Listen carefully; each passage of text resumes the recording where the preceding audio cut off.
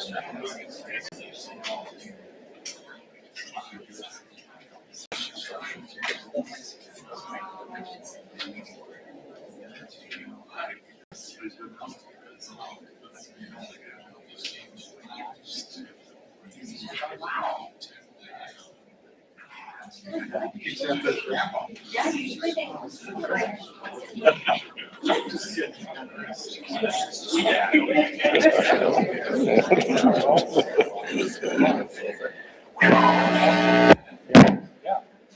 through no problem now.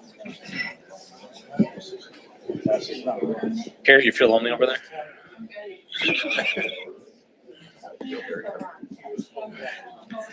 All right, everyone, it's 6 o'clock. Let's go ahead and call the meeting to order with the Pledge of Allegiance. I pledge allegiance to the flag of the United States of America and to the republic for which it stands, one nation, under God, indivisible, with liberty and justice for all.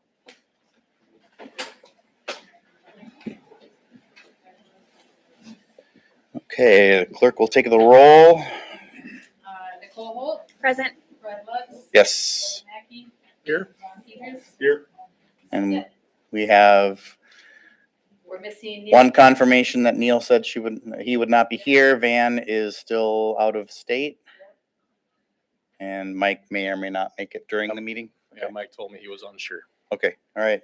Clerk will note we do have a quorum present with 4 members, so we'll go ahead and continue. Item 2 in the agenda is the approval of the agenda. I will move to approve the agenda. Thank you, Nicole. I will second. Thank you, Arvid. We have a motion and a second to approve the agenda. All those in favor say aye. Aye. Opposed, say no. Motion carries. Item 3 is the consent agenda, including the meetings from March's regular village board meeting, as well as licenses and permits, and board committee, commission, and agent reports as listed, as well as vouchers payable and a budget summary. Does anybody have any questions or issues to bring up regarding the consent agenda? Otherwise, I'll take a motion to approve. We approve the consent agenda. Thank you, Arvid. I'll second. Thank you, Ron. We have a motion and a second to approve the consent agenda. All those in favor say aye. Aye. Opposed, say no. Motion carries. Item 4 on the agenda is public input and ideas. Limit 5 minutes per speaker. Anyone who wishes to address the board, now is the time to do so. Just please come to the front of the room to the dais. Make sure that the microphone is turned on with the green light and state your name and address, and you'll have 5 minutes to speak.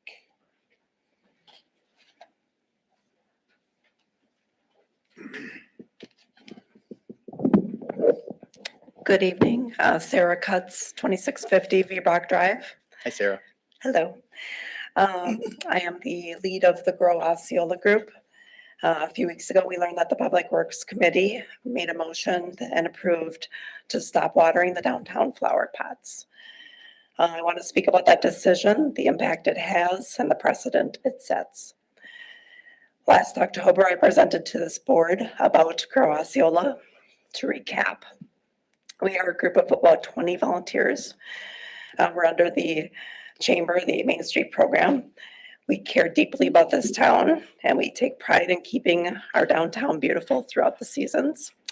We maintain 32 beds, 28 planters, spring and fall cleanup, bed improvements, weeding, summer planters, fall decor, and winter planters. Last year, our team contributed 480 hours of volunteer time. In addition, we provided some community service projects for other groups helping our efforts. That totaled another 78 hours, so that's 558 hours in 2025. We put a value at $20 an hour for calculation. That's $11,160 in time. That saved our public works from needing to do that work.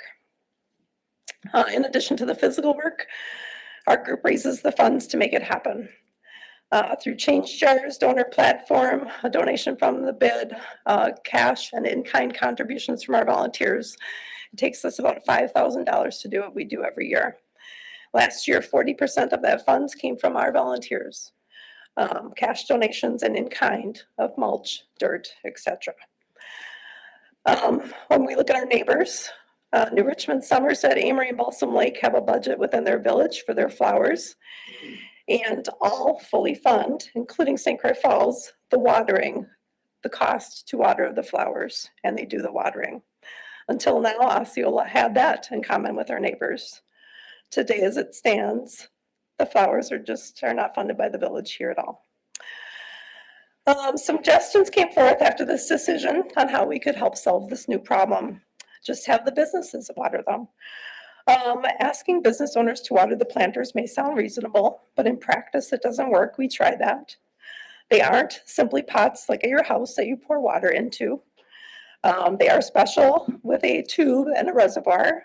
Takes time to fill the reservoir. Takes about 3 waterings per week, plus adding fertilizer. It can take a few hours to do all the pots. What starts out with a good intention of a business owner saying, yeah, I'll help you with that, quickly becomes very real. People get busy, they take vacations. Hauling water through a business, literally, where is the spigot in that business? Is it in their basement? After 27 trips with a water jug, they're gonna get pretty darn sick of that. Then it puts us in an uncomfortable spot as volunteers when we start seeing planters fail, and we have to have conversations with business owners. The actual cost for the village to provide watering using seasonal help is relatively small. Estimated, it's around $2,900 to hire someone to do that for the summer. Since this decision to stop watering came forward, we have been able to share more about our group because people didn't know what we do. They were shocked by this decision and more surprised to find out the village does not financially support this effort. Our volunteer group does not have the finances to purchase equipment or the means to store watering equipment if we could afford it. The village has the equipment to do this job. Our team needed to quickly troubleshoot this situation. People stepped up. The bid and others were very generous with our new fundraiser, and we do have $2,900 now to pay the village to help ease their financial strain that this caused. We hope the board can recognize that this is more about flowers. It's more than just flowers. It's about economic vitality, attracting visitors, supporting local businesses, and encouraging people to spend time here. Flowers are just part of that mix.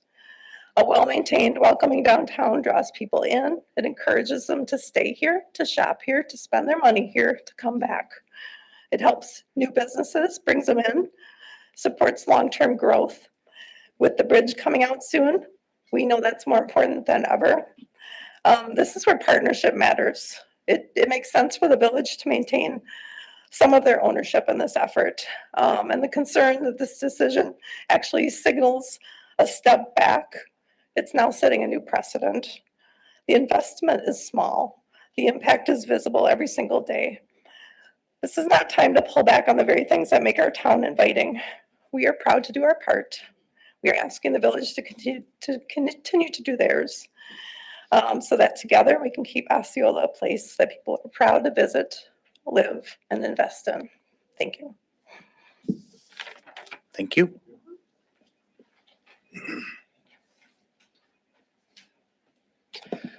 Hello, my name is Aaron Sundin. I'm with Derrick Companies in New Richmond, Wisconsin, address 1505 Highway 65, New Richmond.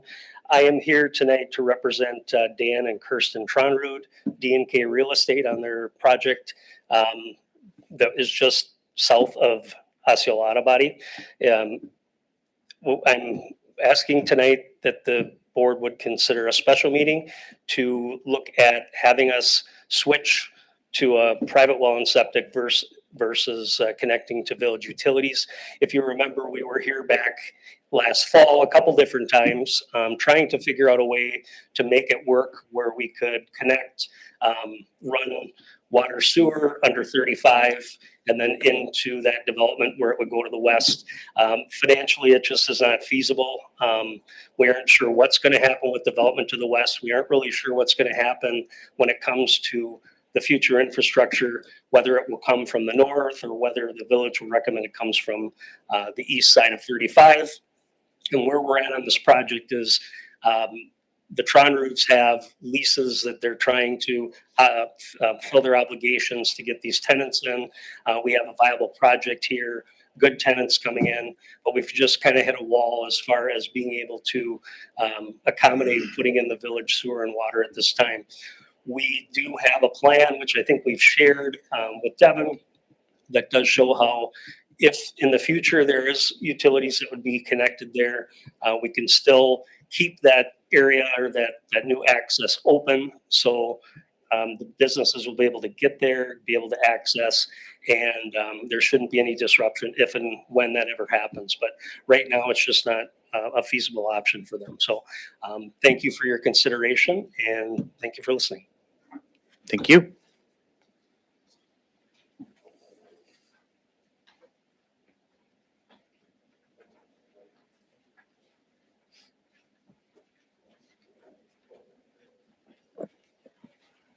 Hello, Roxy Patterson, 404 8th Avenue East. We own the St. Croix Valley Inn, and I'm here just to talk a little bit about the River Street construction and the sidewalk. As everyone knows, the inn is a very historical building. It's been here since 1908.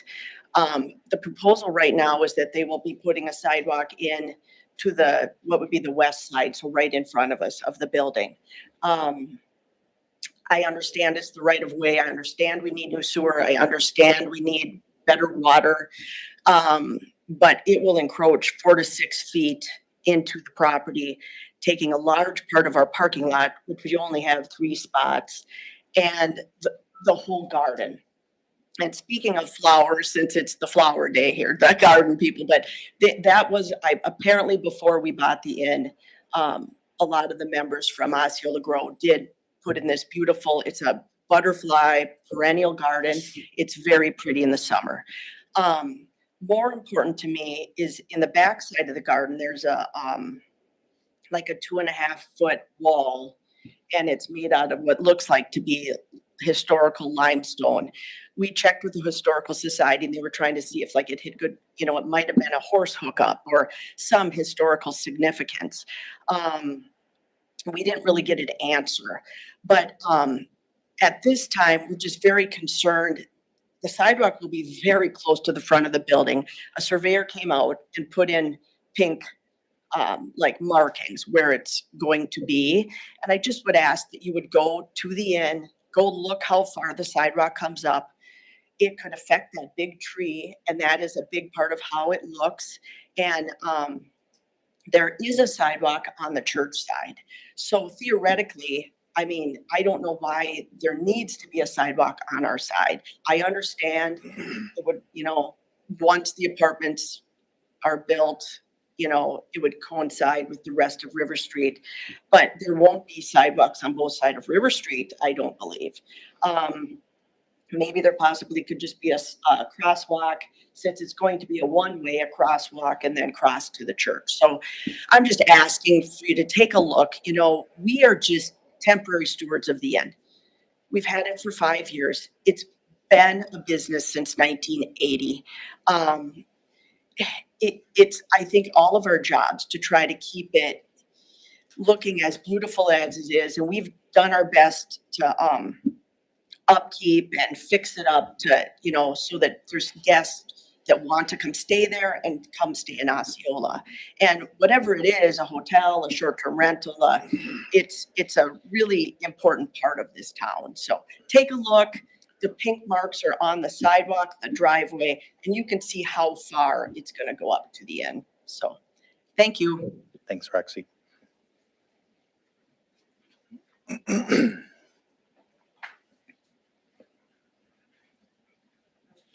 Hello, my name is John Muller, 181 Gateway Parkway. Let me tell you a little story. I moved here 2 years ago. I came up looking for an area to live, found out this very nice community, really, excuse me, really enjoyed the flowers so much that I joined the group. So, I don't know, I would like a little bit of our city to help us out with the watering. That's all I have to say. Thank you. Thanks.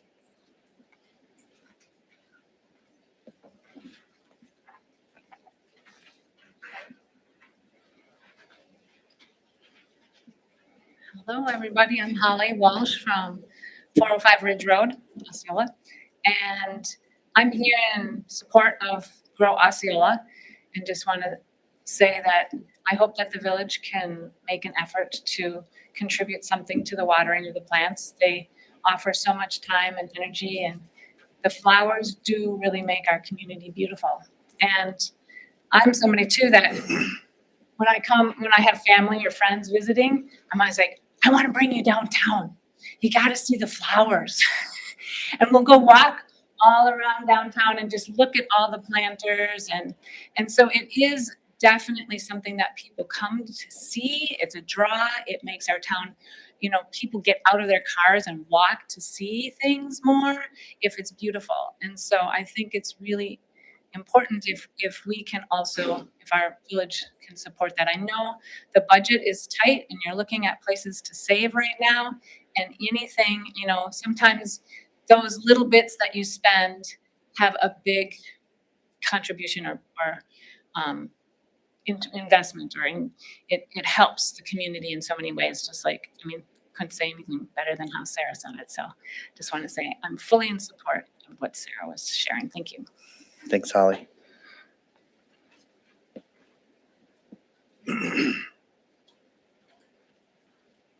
My name is Celeste Spooner, and I think it's silly how nervous I feel, but I'm up here. I live at 181 Gateway Parkway, and I'm a St. Croix River rat. I have played on the St. Croix River since I was really young, and I got to retire. And we were looking for a house when there was nothing available. So we had 2 years of looking for nothing, and we kept scouring from Osceola all the way down to Prescott. And we even went further into Baldwin and all those small towns. And really where we kept coming back up to, honestly, is Osceola. And it all goes back to the first time I drove through with my boat. I stopped because there were so many beautiful flowers. I could just tell that the town was really loved and cared for. And then as I kind of walked around, I saw behind the bowling alley, I know that's bowling alley run, but they're beautiful. And then I saw all the beds by all the different businesses. And I thought, wow, this place really cares about their community. So we bought a house up on Gateway Meadows, and it's our forever, we're retired now home, and we don't plan to go anywhere. We plan to stay here and support the community, and we love it. There's a lot of really beautiful people here, and I am concerned about the lack of support that might be happening with the Grow Club. Again, I'm new, so I'm still learning what's what. Looking at Gateway Meadows, we had a beautiful garden around our side until about 2 weeks ago. Now it's very dark and dingy. That's kind of a bummer because, hey, moved here because of the lightness and the care. And I'm here to contribute however I can. We are on the Osceola Grow Club, and we'll be joining the Trail Club and whatever else we think is going to make our town better. But I just want to be best involved so that we can be a better part of the decision making for everybody. And the big thing that really, really makes a difference for a community is if it looks cared for. When it looks cared for, it gets more respect and more love, and people stop and spend more time here. When you walk downtown, really, you see that big, beautiful Indian at the top of that beautiful platform above Cascade Falls, and it just kind of draws you in. And in the time that we lived here, it's not quite 2 years, but we've gone all the way up the bluff, looked over your town on New Year's Eve. We've gone around to all the waterfalls. We're really checking your area out. We're driving around your neighborhoods. And we just want this community to continue to look loved and cared for, especially because we do need the tourism here. And I am a river rat on Minnesota side and Wisconsin side. We do currently have something special here that we do need to maintain. So we're here and we're going to help however we can. And thanks for listening. Thanks, Celeste.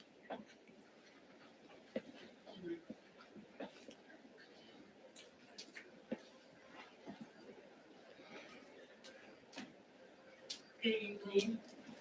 Hi. I just have to talk. I'm a teacher, so it's hard for me to sit back there and not say anything. But the village of Osceola is very Get important. your name and your address. Pardon me? Get your name and your address. Oh, sorry. I'm Shirley Johnson, and I live at 724 Maple Leaf Court. Osceola, Wisconsin. Thanks, Shirley. I love our village with my heart, and putting in time here is very important to me and something that I like to do very, very much. One thing that I help with is filling the planters and doing that, going ditch diving to get things that we can put in for the winter to make it affordable, to have the planters full, spraying hydrangeas, spraying mulleins, all kinds of things so that we can fill those planters and look inviting and up to date and a place that people want to be.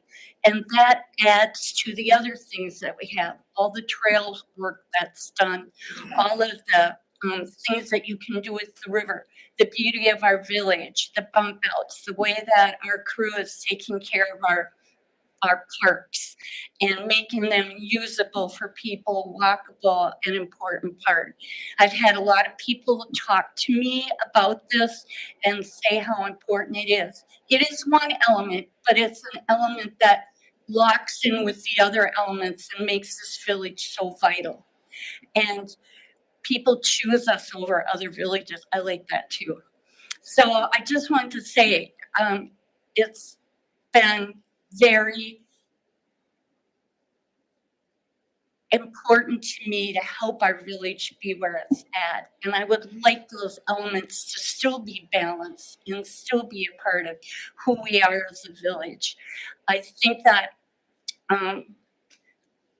flowers draw people, and all of a sudden they're looking at the falls, and then they're looking at the trails, and they're doing the trails.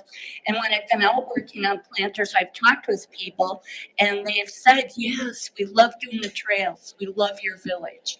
I cannot say enough how important it is. So much so that we're willing to raise money and make sure that it can happen, and we'll do that.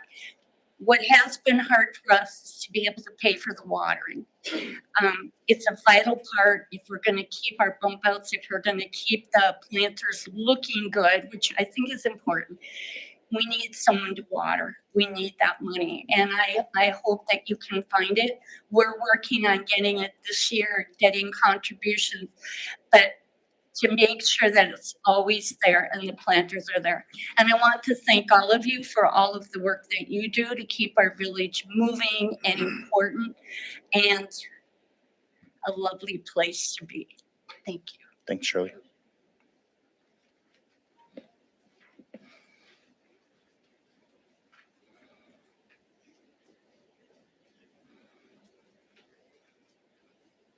Hi, I'm Terry Metz, 24609 Quinlan Avenue, Scandia, Minnesota. And Terry. that's why I'm up here to talk, because this is my adopted hometown. If anybody asks where I live, I always say Osceola. You know, so I guess I just wanted to say that the reach of this town is not just for the town. It's, you know, there's a lot of people from that Franconia Township, from Marine, and other places that come to town. We're going to be quite stressed by the fact of the bridge closing for the time that it does.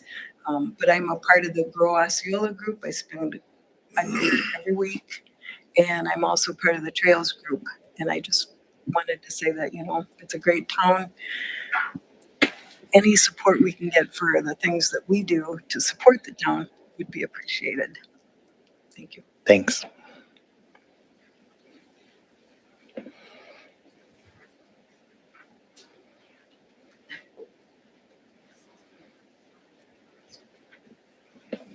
Hi, I'm Jean Wilson Walker, 511 River Street, and I'd like to address the group on two things. The Grow Osceola, first and foremost. I think people have presented the importance of what it contributes to this community, which it does. And I think it was hard for us as part of that group to have received such a welcoming response to the presentation in October, and then find out several weeks ago that a huge part of what helps us to do what we do was taken away, and that is the watering of the pots. The group does so much more than just planting the pots in terms of the 4 seasons coverage for decoration. But I also think that having that small piece, which may seem small to you all, may seem like a significant savings to somebody's budget, but to the enhancement of the village, it's not. It's big. And if that decision is in stone for this year, then it is. The group has obviously, as you've heard, come up with the funds to pay somebody to water the pots. And I would hope that for next year, that would be reconsidered so that we don't have to deal with that again next year. The other thing that I would like to talk about is the sidewalk in front of the inn. When we viewed the River Street group at our meeting, viewed the layout of the one-way streets and how that all would work, there was a huge amount of, I would say, angst when you all realized how much of the village, of the inn's front yard you were taking. And I left that feeling, okay, they're going to be fine. They're not going to take away basically their entire front yard and have the sidewalk right up against the building almost. And then now to find out that that is not the case, I wish you guys would relook at that again. Again, the need for a sidewalk there is not there. It's just a small section, but maybe, I don't know, 20 feet or so. Sidewalk is across the street, but the impact to that business and to the building and how that area looks is going to be significant if there's a sidewalk taking a huge section of their front yard. Thank you. Thanks, Jean.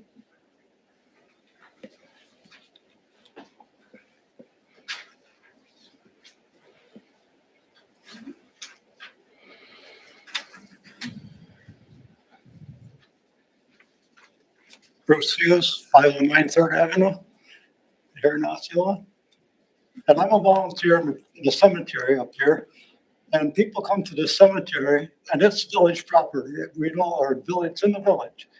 And I get more compliments about the way that cemetery looks. And they moved to this town 5 years ago.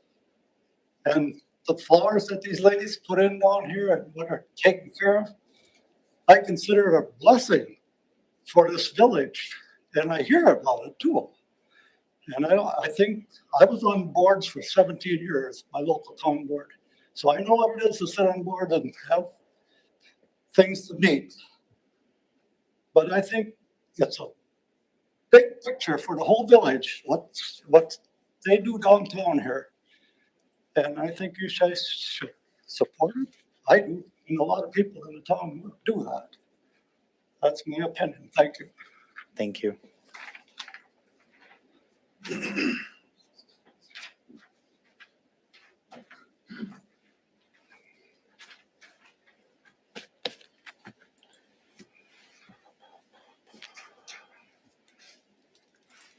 Anybody else wish to address the board? I think we'll be calling most of the rest of you up to give a report here pretty quick. So I think we got just about everybody, right? All right, we will move on. Thank you, everybody. Item 5 on the agenda is staff reports. So first up is utilities.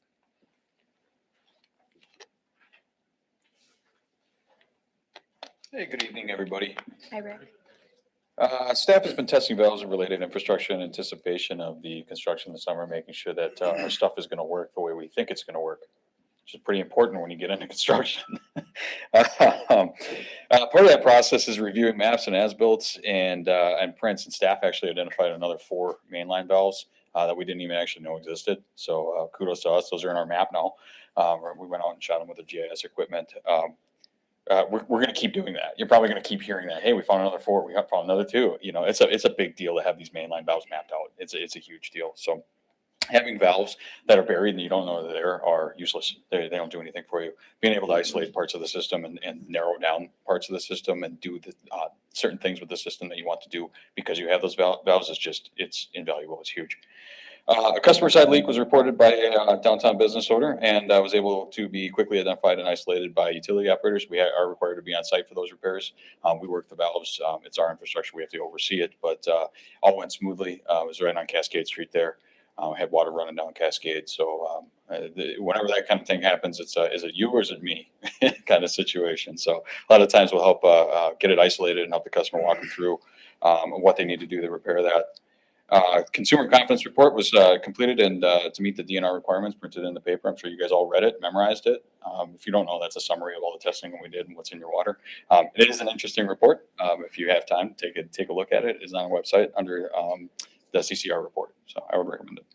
And we scheduled the Bluff Tower cleanout as part of in the anticipation of the Bluff Tower water main. We're looking to get that tower cleaned out and inspected prior to that happening, so we can fill it and dump it as many times as we feel like as part of that construction. So, any questions on the report? You mentioned a pressure swing. Pressure swing, yeah, in the high zone. Sure, we were actually chasing that down today.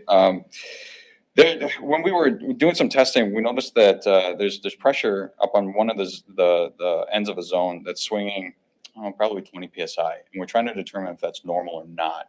It's more one of those things that you notice and you say, well, is that normal or is it not? You know, and it could be completely normal for your system, but until you chase it down, you're not really going to know.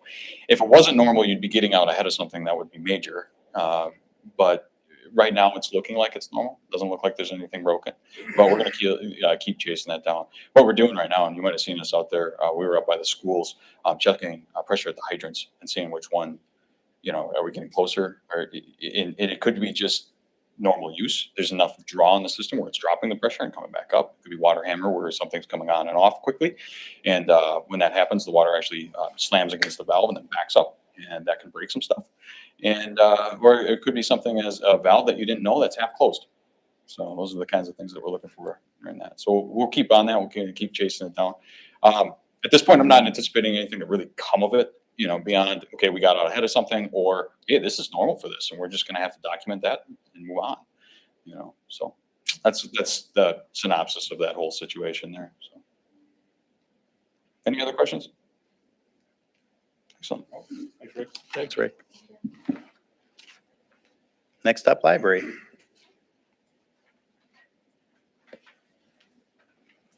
Good evening, everyone. So during March, I worked on revising the library's equipment use policy and then developed a mobile hotspot device policy. In March, we circulated 4,106 items. We had 195 public computer uses, 1,571 ebook checkouts, and we had 26 new patrons. And then we added 193 new items to our collections. So March was really busy for library activities and events, and many of those occurred in conjunction with the school district's spring break. And those included book bingo, puzzles and pizza, and the March Schools Out at the Library activity. In addition to those special activities, we also hosted all of our regular programs, including Tech Help, Lunch with a Librarian, Fiber Friends, Storytime, Lego and Chess Clubs, and the WMPL book discussion. And then as a special program with book discussion, the next day, a group of regular attendees carpooled down to the Minnesota History Center to view Julia Child's exhibit because we read My Life in France by Julia Child for the discussion book. I also circulated materials at Evergreen and Millside Apartments and Christian Community Home. And then the library co-hosted with the League of Women Voters a candidate meet and greet event for candidates running for Polk County Supervisor. And while only 25 people attended the program in person, we recorded the event for the League of Women Voters and then they posted it to their Facebook page. And actually, when I checked after a month, which is what we have to report for our annual report, there were 3,022 views of that event. So that was excellent. We wrapped up our adult winter reading program with 2 events in March. The first event was a transcribe-a-thon for the Library of Congress's By the People program. At this program, people learned about their volunteer transcription program and then had an opportunity to try their hand at transcribing a few historic documents. And then our last program, we hosted Inga Orth, who is a 4th-generation dairy farmer, cheesemaker, TV host, and soon-to-be author for her program, The Salad That Saved My Life. And if anyone wants the recipe, I do still have it. The library participated at the Osceola School District's Literacy Night on March 25th, where Michelle Jacobs and I promoted the library and taught students how to make origami quarter bookmarks. We have rearranged and incorporated all of the new furniture that we got for the terrace, and the awning has been tested over after being rolled up over winter break, and so the terrace is now ready for sunny days. So, and then upcoming events, one that I would really like to highlight on April 25th, which is a Saturday, we're going to try having our first ever plant and seed swap. So I'd encourage anyone who has plants that they need to split or divide, or maybe they're growing plants from seeds for their gardens, but have a lot extra, to bring those on down to the library and share them with the community. Any questions? All right, thank you. Thanks, Ann. Next up, Buyer.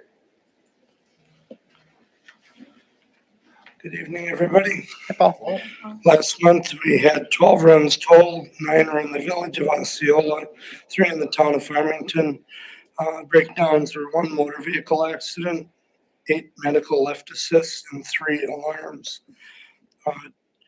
Training for March consisted of draft pump operations and also grass season preparations with all our grass rigs. Upcoming trainings, you'll see us at the end of the month in the mill pond.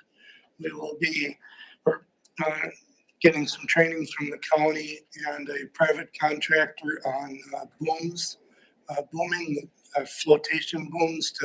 So we're gonna be doing a mock like oil or some chemical or something in the mill pond. We're gonna run these booms across, and then they train us on how to clean up and whatever. So that'll be kind of interesting. The last thing, our tanker, Tanger 1483, has a failing tank. The fiberglass tank is literally broke inside. So we're getting bids on replacement of that. I've been working with Devin on that, so that'll be an upcoming thing for the boards. So, any questions? Yeah, has MnDOT reached out to you at all about their causeway work this fall in the river? Are they gonna be making sure that there's gonna be enough room for the airboat to go through if it needs to? I've been talking to a gentleman for Wisconsin, and we're trying to get a meeting set up with Devin and myself and figure out how we can have access to the river and get down there with the truck and the boat. So, yeah, it's very important. I told him we need to get that accomplished, because going to interstate or going to the county line is gonna take us another 25 minutes and then another 20 minutes back again. Yeah, yeah, they should be out for bids by now, I would think. So hopefully they have a vendor soon. I have called Dimitri and left an email, and I haven't returned anything back from last week. Okay. Okay. Thanks, Paul. Thanks. Yeah. Next up, police. Evening. AJ. All right, so March 2026, we compiled 81 incident reports, 3 traffic crash reports. Our officers made 7 arrests and 3 criminal referrals. We initiated 165 traffic stops and issued 65 citations. Police administrative assistant processed 22 records for requests and background checks. SRO Tremblay responded to 7 school-related incidents in March. Some of the notable calls that we went to included several assist other agency calls, went to multiple juvenile-related calls. We had 2 OWI arrests and 1 death investigation. We responded to a bunch of domestics this last month. One included a suspect who was arrested on charges of domestic battery and physical abuse of a child. Other parties involved in that were also referred for criminal charges. We had another incident where 2 people were arrested for domestic battery and disorderly conduct. Luckily, SRO Tremblay was still working and he was quick to respond, so we had 2 officers on scene right away, which was awesome. We also responded to a report of intoxicated driver entering Osceola. We were able to intercept that vehicle and perform a traffic stop, did an OWI investigation, and the driver was subsequently arrested for OWI fourth offense. Administratively, we joined Polk County's task force for traffic grants, so our officers all the opportunity to work with Polk County as well as other officers in Osceola to saturate traffic enforcement. There's 3 different grants, one for OWI, one for speeding, and one for seatbelts. These grants are funded through the state of Wisconsin. They're reimbursed to the village. It's great because it gives our officers overtime opportunity if they want it. Gets more cars on the street and makes our streets a little bit more safer. Other than that, Officer McKean Miller, he attended the A-RIDE, or Advanced Roadside Impairment Driving Enforcement. So this training enhances their officers' ability to recognize drug-related impairment for vehicles versus just alcohol-related, which is what everyone's trained on in the academy. Other than that, we fully transitioned over to Axon for our body-worn cameras. It's been a great improvement. The new redaction software that they have, very quick. Anecdotally, I know Jen was working on one video for about 2 weeks, and when I plugged it in, I was able to catch up to where she was in about 15 minutes. So just lightning fast. It's been great so far. Cameras have been awesome, and it just makes our department that much more efficient. So otherwise, we wrapped up our community coffee with a cop in March. A lot of fun. We had some low days, some high days as far as attendance, but it's always great to get the opportunity to go and meet folks and have them come and chat with us about law enforcement topics or anything for that matter. So lastly, our first storm siren test is going to be this Thursday at 1:45. We're going to post that on Facebook, just give everyone a heads up. But with storm season here, we're getting a jump on that. And we'll be looking to test every third Thursday of each month until we get through storm season. So otherwise, just follow us on Facebook for those updates. Any questions? Yeah, I got one. On the notification that you had, the impaired driver entering Osceola, how was the agency notified of that? So the call originally started in Polk County, and then they were heading towards Osceola. So whenever we are informed of that, usually if we get a direction of travel, they'll let us know if they're likely to head in Osceola. That way our officer can get in position and observe behavior and make a stop if necessary. Okay. Thanks. Looks like you had a busy month. So Yeah, surprisingly. And summer's not even here yet, so. Nice. All right, thanks. Thanks, AJ. All right, next up, Public Works.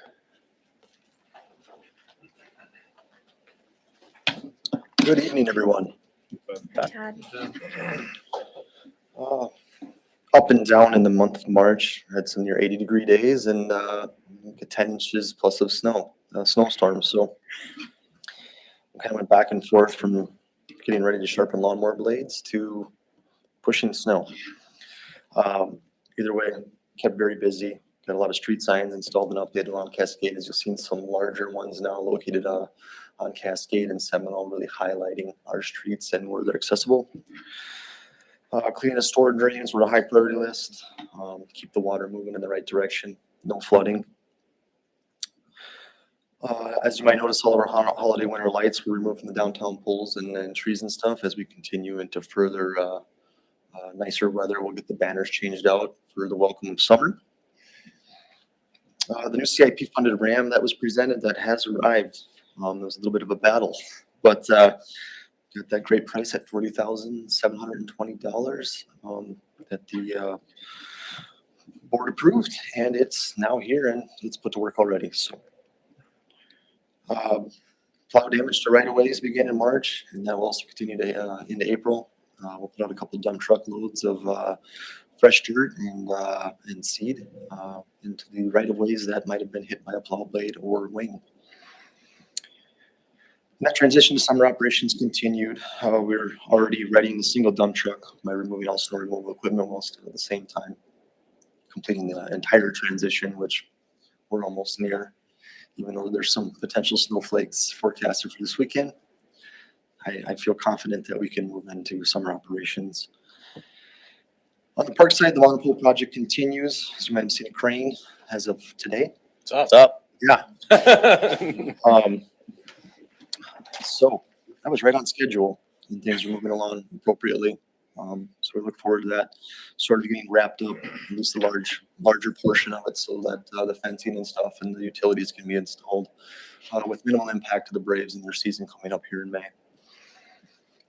Ice skating rink liner and supplies, that's all been taken apart. More ice skating rink, along with the warming shack that's been closed down in winter, summer, I should say. Phase 1 of Oakey Park restroom cleaning and partial restoration was completed in March from the fire that I updated you about a few months ago. So we look forward to that final phase and it being completely restored so we can have it open for the first special event, which is coming very soon.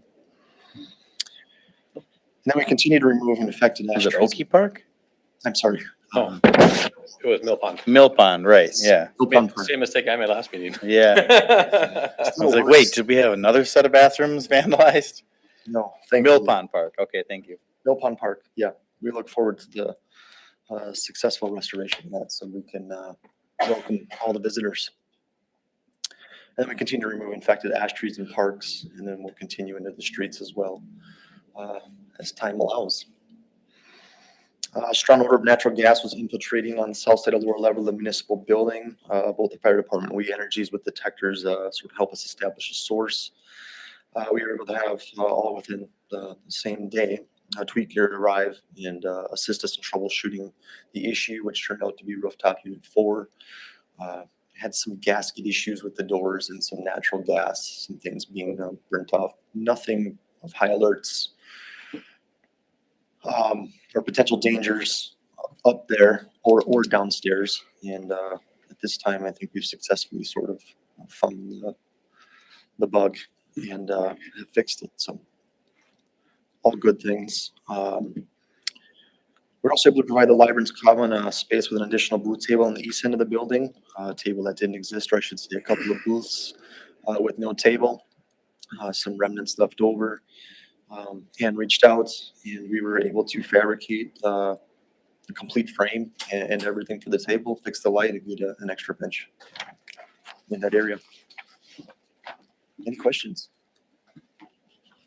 Just one, I'm not sure if it's for you or for Devin, but did we ever get a quote or the storm siren? It's included with our, but we'll get that installed. Yeah, I think it's in the CIP for this year. I appreciate your quick response on blinds, so we can get that taken care of. I know the senior center has mentioned it a couple times. Absolutely. So, Any other questions? Thank you. thank you.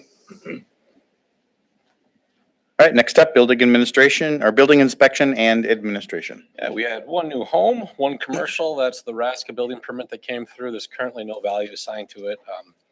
That will eventually be updated.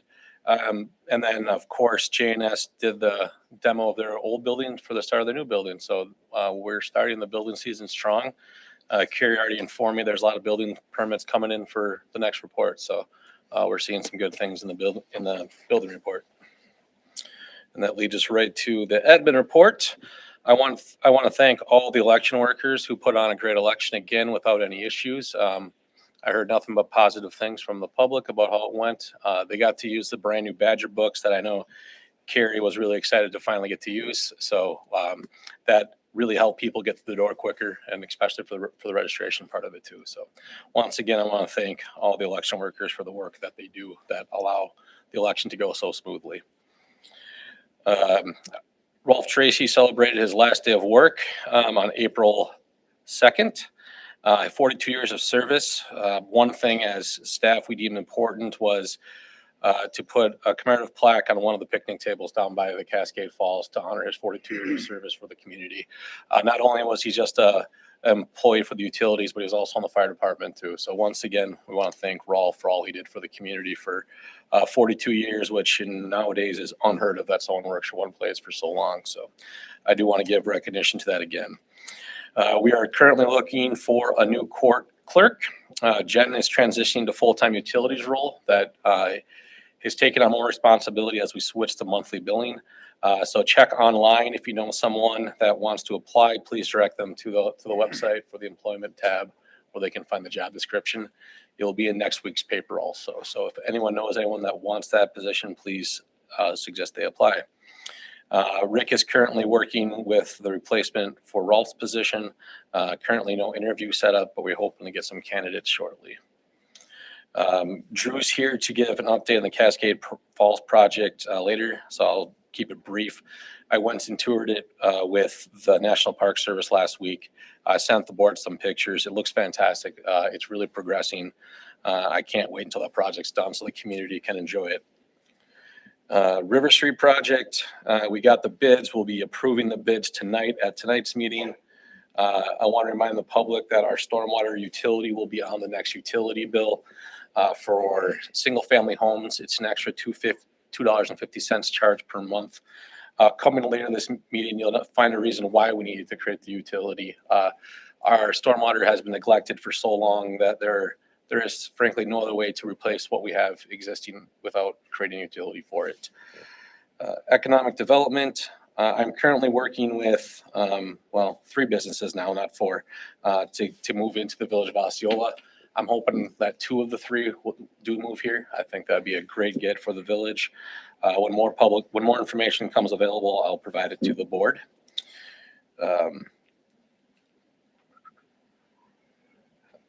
The South PUD of the airport is still progressing. We're looking at creating a development agreement that you might see either at a special meeting that comes from another development agreement or at the May meeting. They're looking at possibly doing 300 homes over the course of the next 10 years. That'd be a variety of villa style, which are small homes on tiny lots, single family homes, and side-by-side homes. So really a mix of all types of housing for the village. As I mentioned, the D&K commercial site, we're still working with them on finding options. I would like, at the end of tonight's meeting, set up a time for a special meeting. So please keep that in mind and look to your calendar of what availability you have next week to have some discussions. Usually we'll craft a development agreement and then negotiate with the developer. But because there is village code involved, it will require board action to kind of make sure that we set policy before that development agreement. So that's why it's going to the board for a special meeting. We've been meeting with the big events in the community, the Fair Board, and also with the train to making sure that parking and traffic is a non-issue when these events arrive. I know last year for the train, especially during Pumpkin Express, we had some major issues with parking and where they were parking. There was no way a safety vehicle could have gotten down Deeper Road last year with how tight the spacing was. So we're working with them, trying to find options to make sure that these events continue to go off without any problems and really make it easy for the guests to get in and out. So Todd and I are working with those 2 groups on that. We are still working on some of the budget and financing for 2027. We still don't have our audit complete yet. I just did sign the last thing, so we should be getting that in a month or 2 for the final for the audit. And then some of our revenues for 27 are still unknown, and we don't get those until August or September. So there's still a lot of unknowns with the budget. The Osceola Bluffs project, I talked to Dan Hebert of GON today. He's thrown out a date of May 15th. There's currently some talk with the bank, locking in rates and some issues with not issues with financing, but just going through the hoops of getting the financing final to go ahead and get this project started so they can break ground.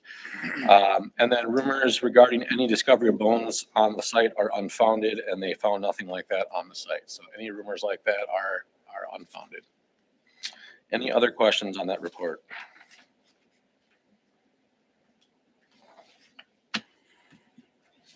Okay, thanks, Devin. Looks like we have some information from Explore Osceola Main Street. Yeah, Chrissy Cook, who is the Explore Board President, provided an update of what they've been doing the last few months.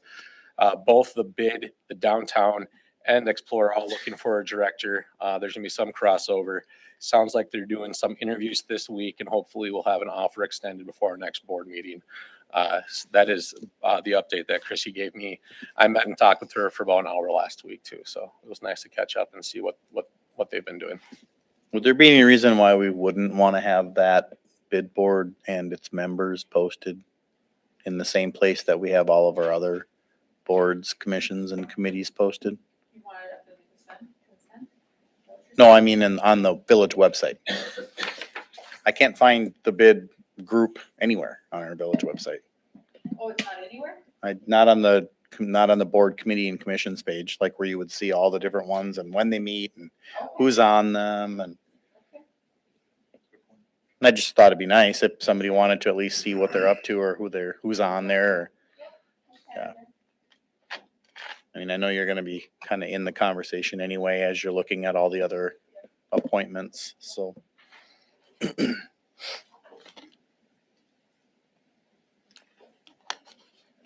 Anybody else have any questions on that report? No? Okay, moving on. Excuse me. Item 6 on the agenda is other business, discussion and possible action regarding 6A. Resolution 2605, authorizing the issuance and establishing the parameters for the sale of not to exceed $5,695,000 in general obligation promissory notes. Yes, this is a big loan. I do want to, this loan is going to do multiple projects in the village. The first one is the capital improvement project that we passed in, was it December, January? This is the funding mechanism for that 2-year capital borrow that we've been doing every other year. That totals $1.5 million. So that's part of this. The other 3 parts are the Ridge Road project, the River Street project, and the Bluff Tower water main project. So those are the 4 projects that make up this not to exceed amount. So far, regarding our street projects, we have received great bids. So the amount we borrow should be less than what the not to exceed amount is. I know Rick had a little, when he saw his amount, he was a little worried, like, I'm borrowing that much? No, you're not going to borrow that much. It's just make sure that we had enough wiggle room in case bids came in high. And I also want to say there are multiple funding mechanisms with this too. They're not all supported by the tax levy, the debt tax levy. The water and the sewer are paying portions of their projects, and also the tax increment district is also paying for the street projects on River and Ridge. So this is not an increase to the taxes that we do these projects. These are already baked into the amount that we already had borrowed. So there's no increase to the tax debt levy that we did from last year. So it's relatively the same amount. With that, you can see the key components of the resolution. It's a pretty standard resolution. The resolution is asking that Tanya and I be people that can sign off on the loan. Given the volatility of the markets right now, we want to make sure that we can act when we can get the best rate that Baird suggests is the rate. So this is giving a little flexibility to staff to make sure that we can lock in the rates as they might change from the June closing time. That gives the power to the staff from recommendation by Baird, who are our financial advisors from that amount. This also received a recommendation from the admin finance to go ahead for village board approval by a vote of 3-0. With this too, you also kind of see the Baird financial report from the village. A few key components that I want to show to you in the presentation are the Village of Osceola finance discussion. The first one, the bar graph. And it shows where our debt is currently and where we will be going in the future. We have a large chunk of debt coming off roughly the 2036, 2037 timeframe is when we have a big chunk of debt falling off. That also happens to coincide when this building comes off the debt totally too. Yep.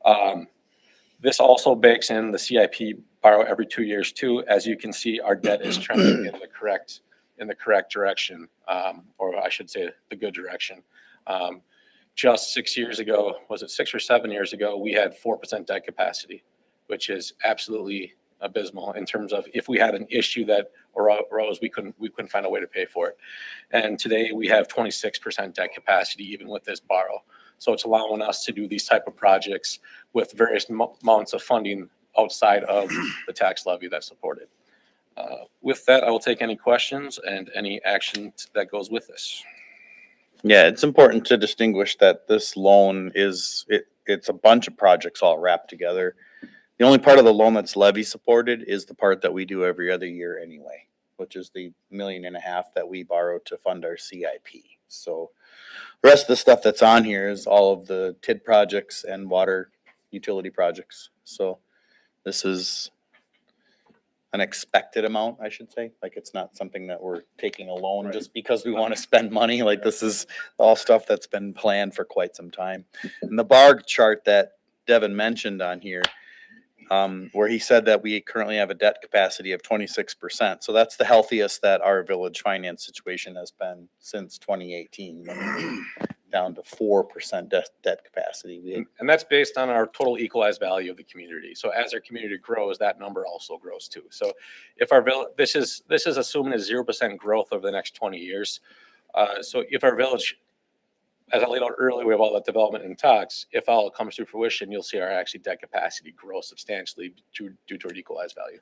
Yeah, and a larger debt capacity just provides the opportunity to do larger projects. You know, now you finally have the opportunity to start budgeting for the super large expensive things. Like if you want to do 2 miles of road, it's going to cost you $4 million to do that. Like, you can actually afford to budget for it. Whereas right now, the project like that, it doesn't even fit in a CIP that is funded at $2 million every other year, right? Or $3 million every other year. So this black bar that's a part of this chart is what is slowly shrinking as we pay down the principal on that large referendum borrow that was done in 2018. And that's what all of us in the village experienced when we got that 36.9% tax increase. That's that debt. And we're 8 years into it now. We got 12 years left to go until that's paid off. And hopefully we don't have to have such difficult conversations around our budget at that point.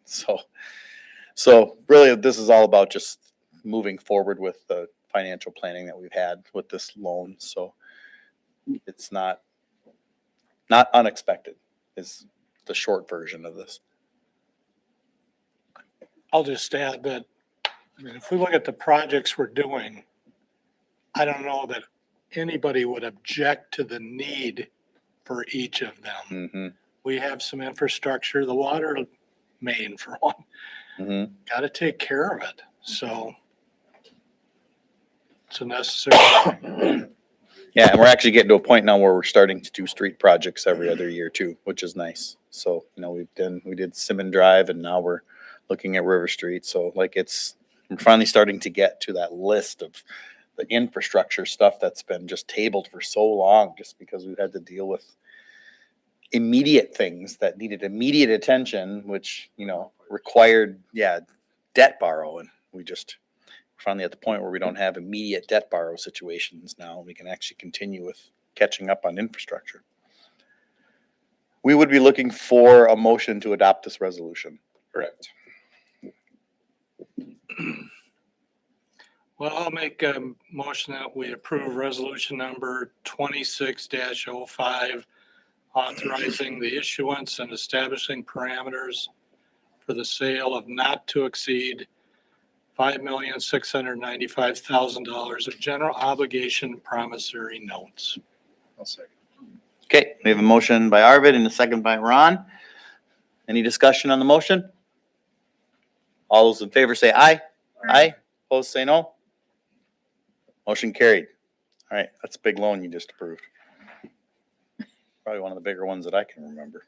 You get to put your name on it. I know I gotta sign it. Mm-hmm.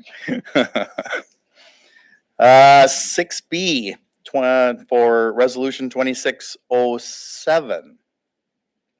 Application to PSC to adjust user rates. This one, Devin. Yeah, please do. Back in January, I spoke to a memo that was put together by our utility financial advisors, Trilogy, who suggested that we file for a conventional rate case through the Wisconsin PSC, who regulates water rates. PSC itself recommends every 5 years. We're actually going to do it in 5 years, but the test year aligned better with this year. Basically going to recapture all of or capture the improvements that we've made to the water system from 2019 to the test year, and then put that against our base benchmark rate of return. This resolution in front of you would formalize the process. We would be able to initiate the application process to the PSC. Trilogy would do that on our behalf. That would be a 6 to 12 month process. I know they are looking forward to getting it done, really. So with that, I'll take any questions. The memo that is attached to this is that memo from January that you've seen a couple of times before, I believe. So how long ago did we adjust the user rates? 2019, it was the end of 2019, so I'll call it as 2020, but Wow, it's been.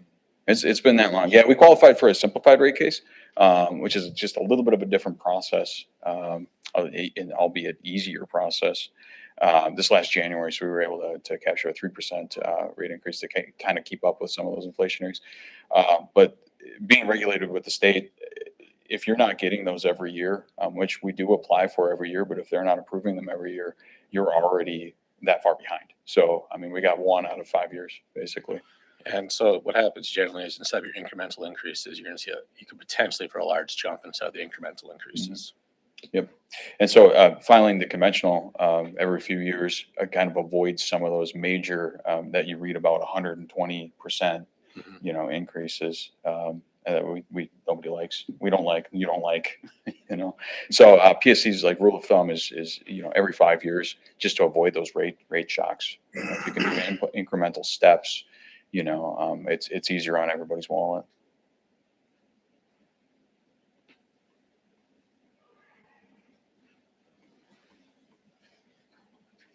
Anybody have any questions for Rick? I'll move to adopt the resolution. A second.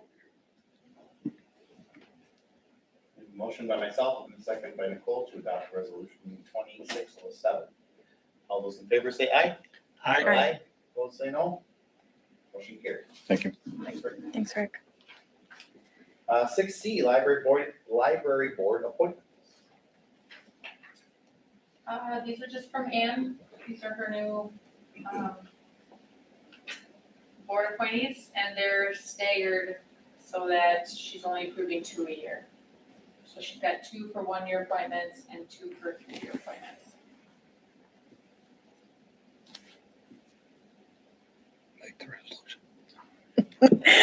I'd like to make the resolution to adopt these, the library board appointments.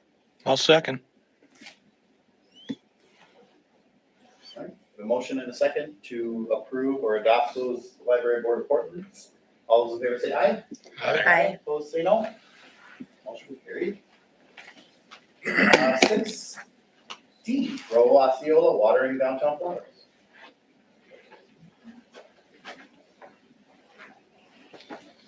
Hello again. Yeah, so as it states in the memorandum, recent Public Works Committee meeting, a motion was approved directing Public Works to cease providing watering services. A small portion of the memorandum of understanding that was put forth. The motion passed unanimously. Following the action, the staff received communication from Grow Osceola. So essentially, Grow Osceola representative came to the office. We sat down and we had a discussion. We put in the legwork in to try to find suitable alternatives. We're spending over $4,000 with full-time staff and part-time staff, seasonal workers in watering fees and utilizing taxpayer funded equipment and trucks.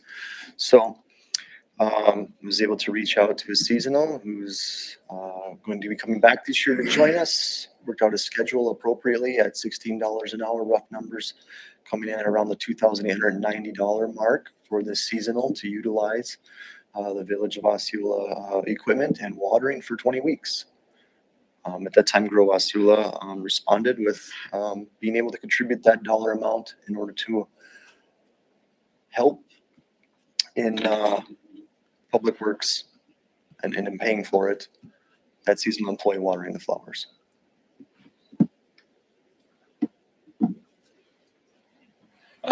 Mike Stein has a letter that he wanted read if he couldn't make it tonight, if you're okay with that. Dear Grow Osceola, yeah, I'll forward to her. Dear Grow Osceola team, thank you for your continued effort you put into improving the look and feel of our community. It does not go unnoticed and is appreciated. Regarding the quest for additional village resources to support watering and other maintenance, I see this as a strong opportunity to expand partnership with local business organizations, including the Chamber of Commerce and the Business Development District.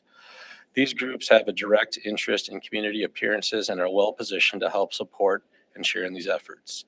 There may also be opportunities to further leverage private sector involvement through sponsorship as well as competitive bidding and subcontracting for certain maintenance activities. Approaches like these can help distribute workload, encourage community investment, and provide cost-effective solutions. It's also important that the scope of Grow Osceola's work aligns with the resources available, both financially and physically. Long-term sustainability should remain a priority with commitments that can be maintained consistently over time. From the village perspective, Public Works must remain focused on maintaining critical infrastructure and core services, particularly in light of continued tax pressure, increasing demands. As with many public resources, allocations, essential assets, and services must remain the priority. At the same time, I look forward to Public Works continuing to evaluate and implement labor-saving strategies where possible to improve efficiencies. I appreciate the work you're doing and encourage continued collaboration to support these efforts in a sustainable and balanced way. Sincerely, Mike Stein. So the suggested motion here on this item is to authorize Public Works to resume watering services for the downtown flower pots for the 26th season. That was a suggested motion, and the reason why this is in front of the board tonight is there was a motion of 3-0 by a committee to stop the watering. My recommendation was with this new information, because there was a motion to stop it, I didn't want to make that decision myself as I felt that would be stepping on the committee's feet. So I wanted to bring the full board with the new information for allow it to continue if the board sees fit. And that is my suggested motion for tonight. I guess you guys can discuss on my suggested motion. As the only one that was on the Public Works Board at that time, that's here, because it was Mike Neal and I. Our discussion wasn't about, getting rid of flowers or the beauty of the community. We're in a really hard place right now with our budget, and a lot of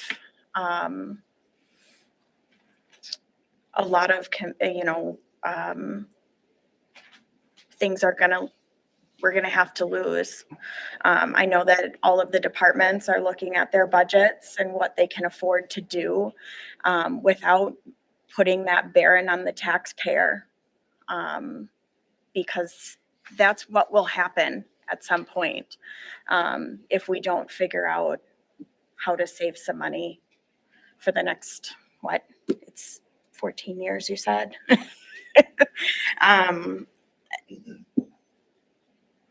So and what we were preparing for was not the 2026 season. That budget was already put together.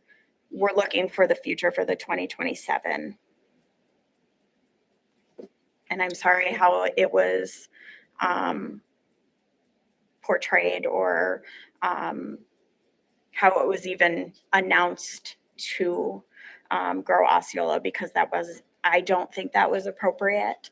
And I wish Todd would have been able to address that with the group first before it was so publicly announced. Can I run? Just a brief background. This was a number of budget expense for the Village of Osceola, or Village of Osceola Public Works. We've watched this more for the last decade, and a trickle-down effect and the responsibility of watering come down onto Public Works without any potential funding over those years when that transition happened. So as it's been mentioned, there's many elements of beauty and, in the Village of Osceola, this being one of them, us being responsible for those many elements. So from a budgetary standpoint, we never seen an increase or anything like that for this this sort of extra extra task, I guess we can call it. So I just want to make that known that, there was never a time when our budget increased solely to take on these additional tasks. We made it happen for the community. Obviously, with that, some things in other areas are cut, I think it's a communication issue. I think that everybody who spoke on behalf of Grow Osceola tonight was spot on with what it brings to the community, what people say, what people do. And it is an expense, right? It's a time expense, it's a monetary, there's a cost to it, but there's a way to resolve this issue, right? Whether it's transferring 5,000 a year out of the general into the CIP to help cover the shortcoming, whether it's raising everybody's taxes 50 cents for the year to cover the $5,000. I think most people would go for that. I mean, I see both sides. Like the flowers are very important to Osceola. Brings a lot of people here, but yet the resources we have and the budget we have is tight right now too. So I think we need to sit down and get a commitment from Grow Osceola on costs for time to water, cost of flowers, the total cost of everything, figure out what the village is willing to contribute and how that can be done, especially for unbudgeted years. We can't just say we can't afford to do it. We don't have the staffing, right? There's always a way to make it happen. If we can't afford to do it, then we raise the taxes 50 cents to cover that measly cost. It's a drop in the bucket. It's a drop in the bucket for what it brings to this community. It brings tourism in, it brings people in, people stay longer and have ice cream and they, do that. And I get it. I mean, Public Works is taxed beyond belief right now, but there's a way to figure this out. If we're set for this year, I'd like to see a commitment to getting together and doing that, coming up with costs total and working this out for future years so it is sustainable. So that's my 2 cents on it. Just for clarification, the number that I presented them at a seasonal rate of $16 an hour for 20 weeks, $2,867.04. They have raised that funding and are willing to contribute to make that happen this year. And I even had $5,000 in my head. That covered, unpaid seasonal rates or have equipment or whatever in kind with their work. In addition to that, even $5,000 a year through a co-op, if we don't have to raise taxes, great. If we do, then raise the taxes, like I said, 25 or 50 cents a household. That'll more than cover it. And I don't think anybody would complain in the village for that.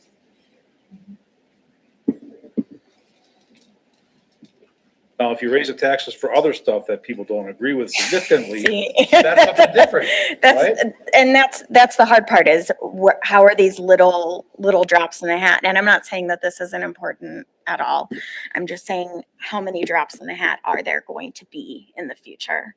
How many nickel and diming things, and I know that we can't cut everyone's budget by half or even 5%, but it's going to come down to those hard decisions and for the 2027 budget. I think so. I think at least. I think overall though, no matter what it is, you have to look at cost versus value. Yeah. And this costs basically nothing in our overall budget or the value it provides. They're not asking for $10,000, $20,000, $150,000. Yeah. Right. And if you remember going back several years when Robin Foster was in charge of the flowers, they were massive, right? I mean, they were on the news even. And the news channels came out here. And what does that do to our community and our growth and people want to move here in businesses? It's a drop in the bucket for cost. That's all I'm saying. There's a way to do it. So. Kind of goes, I wasn't here last month. You guys had a discussion about how we're going to cut. And this is the other side of the coin. That's right. What is important to people? We can't just decide we're going to cut this many dollars at every department. We got to look at the services that our citizens want and make sure we're providing them. And like you say, if there's a way, we should be able to find it. I'm also curious, Todd, how you ended up with jobs that you're doing that you aren't being paid for. Are there other jobs? Well, this is just, and how do we address that? yeah, sort of, yeah. I mean, as we, He gets to plow the sidewalk now. Yeah. They told him to. I think, like you mentioned, it's important to understand that we're responsible for millions of dollars in infrastructures. There's so many elements and millions of dollars in property in the open, from our trees to our benches to fences. The list is so long. So it just comes down to when some potential items that might be a drop in a bucket in May, when we talk about that potential 5 to 10% cut, you'll sort of see some of those services that are going to compile that we've taken on over the years that will be at your discretion to, make decisions on. Because I know we've even talked about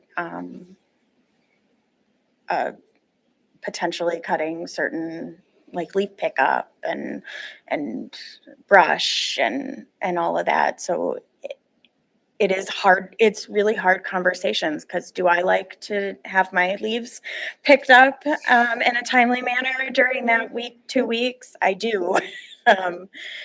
But and I'm willing to pay for it. But I don't know if everyone else is. And it's definitely a hard balance. It really is. And Well, it goes beyond that. I mean, if the budget shortfall is great enough, we're looking at possibly cutting staff, right? That's $100,000 or more for each position with benefits and everything else. And then people want to talk about losing services. Mhm. Why aren't the roads plowed quick enough? Why isn't the police officer responding to my community? Where's the ambulance at? What's wrong with the fire department? What's taking them so long? At that point, it's too late, Yeah. right? So, but that's what I'm saying. You have to look at cost versus value. Yeah. Right? A small cost like this is a potential benefit. I don't believe in the zero for everything at this point. I mean, that's not how government should be run. It should be cost for value. So. What was the actual motion that was passed at committee? It's was it in your minutes? It's not. No, because No, last June meeting is the one that we approved in consent.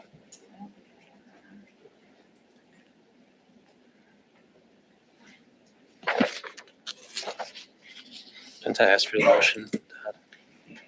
Yes, I sent it to you by email. Yeah, I thought so. I'm just gonna look. Well, I mean, in the background paragraph here, it does say that a motion was approved directing Public Works to cease providing watering services for the downtown flower pots as previously outlined in the memorandum of understanding with Grove. So does that sound I don't know. I haven't seen that. accurate?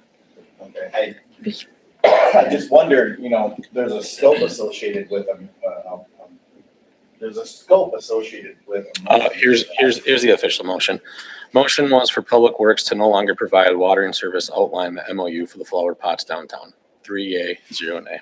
Okay, so correct me if I'm wrong, but we do have a 2026 budget that has been approved and is in process. We're Yes. spending money out of it, right? And Yes. that included what this MOU would cover, is that right? I'm just trying I to mean, wrap my mind around what a motion like this out of committee would entail. I'm gathering it would make more sense that this would apply to the 2027 season. Because the dollars have already been allocated for 26.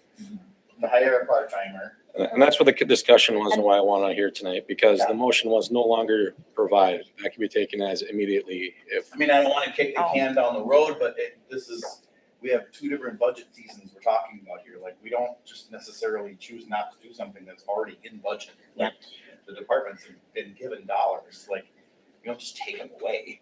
and my understanding was we were trying to find future dollars to Right. save, Right. not current that were already allocated. Yeah, and in terms of what Grow has raised as their own funding, it doesn't make any sense to take that money at this point, because like I said, our budget currently supports whatever it should in terms of what has been done in the past. So, I mean, any impact that would be accepted from them would make more sense to the 27 budget, and we don't even have a 27 budget crafted yet. Like, we're just literally doing the modeling right now. Like, these are like discussions that are happening. So, and we did this on purpose early because we knew that we didn't want to be up against September. So, but I think that in terms of any action that would need to happen tonight, I mean, I think this concerns 27, to be honest with you. So like, it doesn't really need to be decided today. And if they have money that they've raised for themselves, great, hold on to it. For Put a contingency. savings account. Like, you don't need to give it to us for 26 because it's already happening for 26. Like, anything that the committee would have said, I would think the spirit of that motion would be for unfunded years, which would be for 27 and later. Well, right, the committee, this whole village board voted on a 2026 budget that was approved. Right. This is part of it. Right. So the committee can't necessarily say, let's. That's why it Yeah. makes more sense to have that by 27. Either, if it is applied effective immediately, then we vote on that and we say no. I mean, we don't agree with that because it's already in there. Right. And that could be addressed at a later date. Yeah, and I don't think that there was anything that was done in that committee action that would indicate that it applies directly to 26. I think It's premature to vote on 27. it is, in my opinion, yeah. So I'm of the opinion that whatever money they've raised, they can hold on to it. And then if they need to use it for something because there's a need to use it for something after we've finished the 27 budget, great. If not, the money's already there to water stuff this year. We're already planning on hiring somebody. We put it into the budget last September. So, I mean, we're really having a conversation about what would be going on for spring and summer 27. So, and it's a little early, in my opinion, to be talking about that when you never know what might fall down between now and then, or what might erupt between now and then. So, I am not a fan of proposing any board action at this point. I think the discussion that we've had, clarification is sufficient, unless somebody else feels like there's something that we need to do. No. Well, nobody made a motion, did they? No, there's no motion right now. Yeah, there's no, I mean, there's a recommended suggested one, but it's. I don't know, think Todd, it's your needed. opinion, I mean, are you fine? If you already planned on hiring a part-timer for the summer, so this isn't like it's gonna change the way you're gonna do business this summer. Correct. It's just a matter of a potentially non-funded or underfunded task that we don't completely have the dollars for. Or I should say, I have the ability to work within 250 line items to move the monies around, as in streets. Sorry, as in streets, you know, if we have a potential $10,000, generally we'll utilize some of those funds in certain line items to help support this. Your budget currently has labor in it for part-time for the summer, right? We do have that. It's not in my budget, but is it in our admin budget, right? Your seasonal goes, all that work comes out of the salaries for public works. Yeah, I mean, your current salaries for public works included, Yeah. well, whatever was being spent in the past plus 3% more. So I mean, as far as the person that we would hire to do this, like, they're already funded. It's really That is just correct. the It's just- equipment and the time, Yes. which Yep. has been given as an in-kind essentially from the village. And I think that the return that the village has gotten on that in-kind donation is more than sufficient to what we give to it, right? So if there's a need that you would feel that needs to be discussed for 27 in terms of monetarily recovering some of that, put it out there. Yeah. The group has already indicated that they'll probably help you to some degree for that. I would argue myself that this, and this is a whole separate conversation, but really the dollars and cents that's used for this, it brings tourism. Okay, so we all agree that there's a huge impact for that. It doesn't raise any money for the village.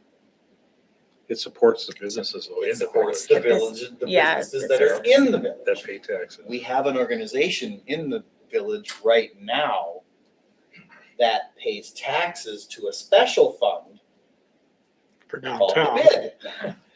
And I think that something like this really needs to be geared towards a bid conversation, because these folks are literally looking at dollars and their job is to attract business to the village. Like, this falls underneath the bids umbrella. I mean, so much, you could even argue that it would fall under the room tax commission.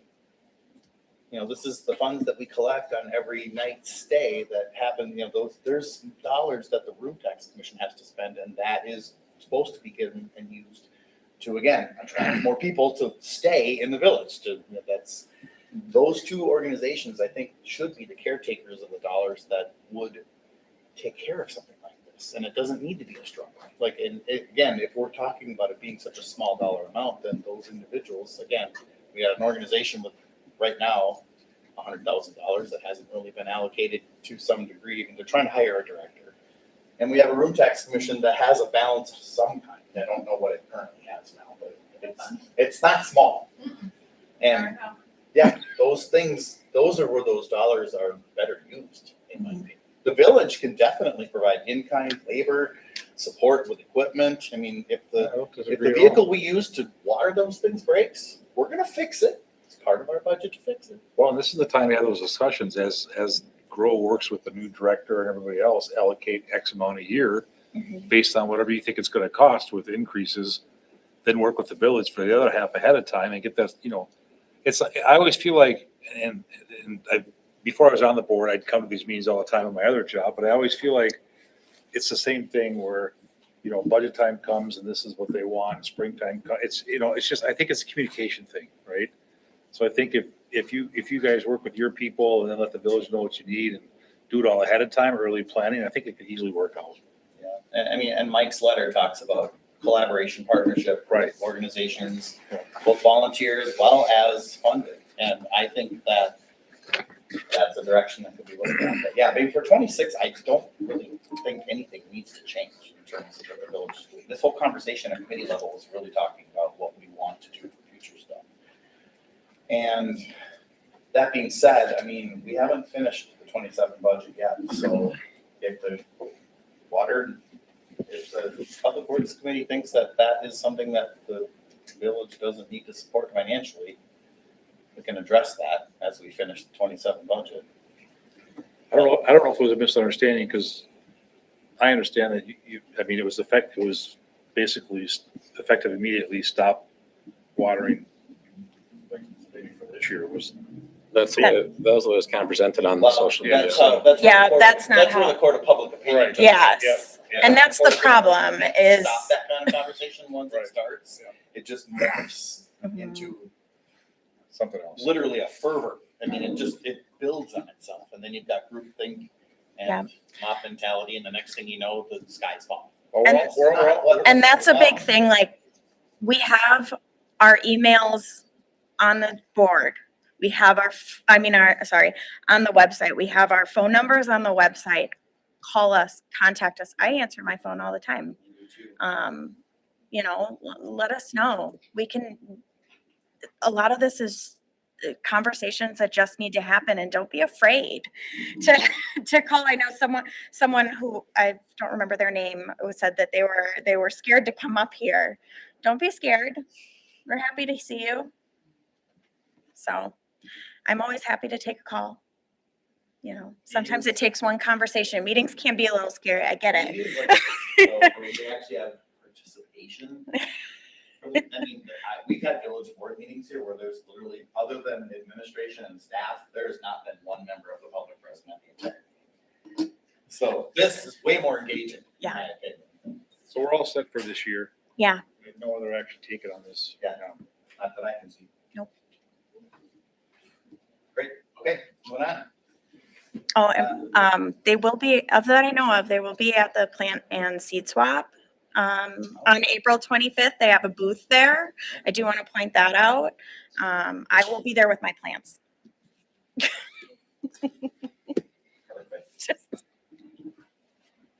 Right, thank you, Doug. Appreciate it. Thank you. 6E, capital funding and expenditure. Yeah, Todd's looking to spend his capital dollars. The reason he's before you tonight is just because the amount that he's spending for this Gateway Park project is just to authorize to go ahead and use those funds to start the process for the park. That's correct. So we know that the CIP has been approved by the board. Just want to bring this forward to begin the legwork for the planning and construction and the procuring of some items that of course are of lesser value than our procurement policy dictates. Everything that you will see come forward here during the planning process for approval will include items in that 25,000 plus dollar, the construction of the trail, the construction of the dog park, things of that nature. So you'll see all of the big ticket items. Just what I'm searching for here is tonight is the full recommendation for the planned use of these funds, so I can go ahead and start moving forward in the large process and getting this stuff bid out. Todd, this doesn't include the equipment that we already That's correct. did, right? That's correct. We took those fees from last year's ball measure, and we were able to purchase that equipment. Right. And it's on site, so. And I do want to say, thanks everyone last fall that showed up to the listening session out there in Gateway. They were listened to, and we did change some things from the original plan. Yeah, excellent input from the community. I've just learned an absolute ton, and we're already making those adjustments. You can't make that dog park big enough. No, you can't. It's impossible. You can't. It's big enough. So what are we looking for here? Board action to release funds? Yes.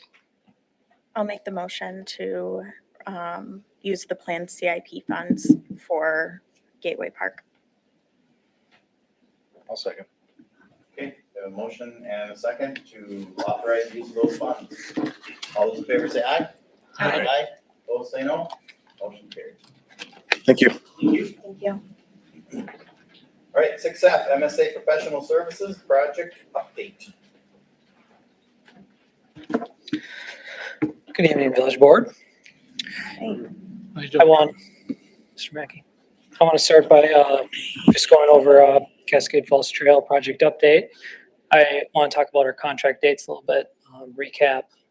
How did we get to these two dates here? So the two dates that I've listed in my project update here, May 15th and June 15th, these were changed with change order 1 in October of last month. Pember sent us a letter and they said the design and construction of these stairs they're complex, and we need more time to basically fabricate them.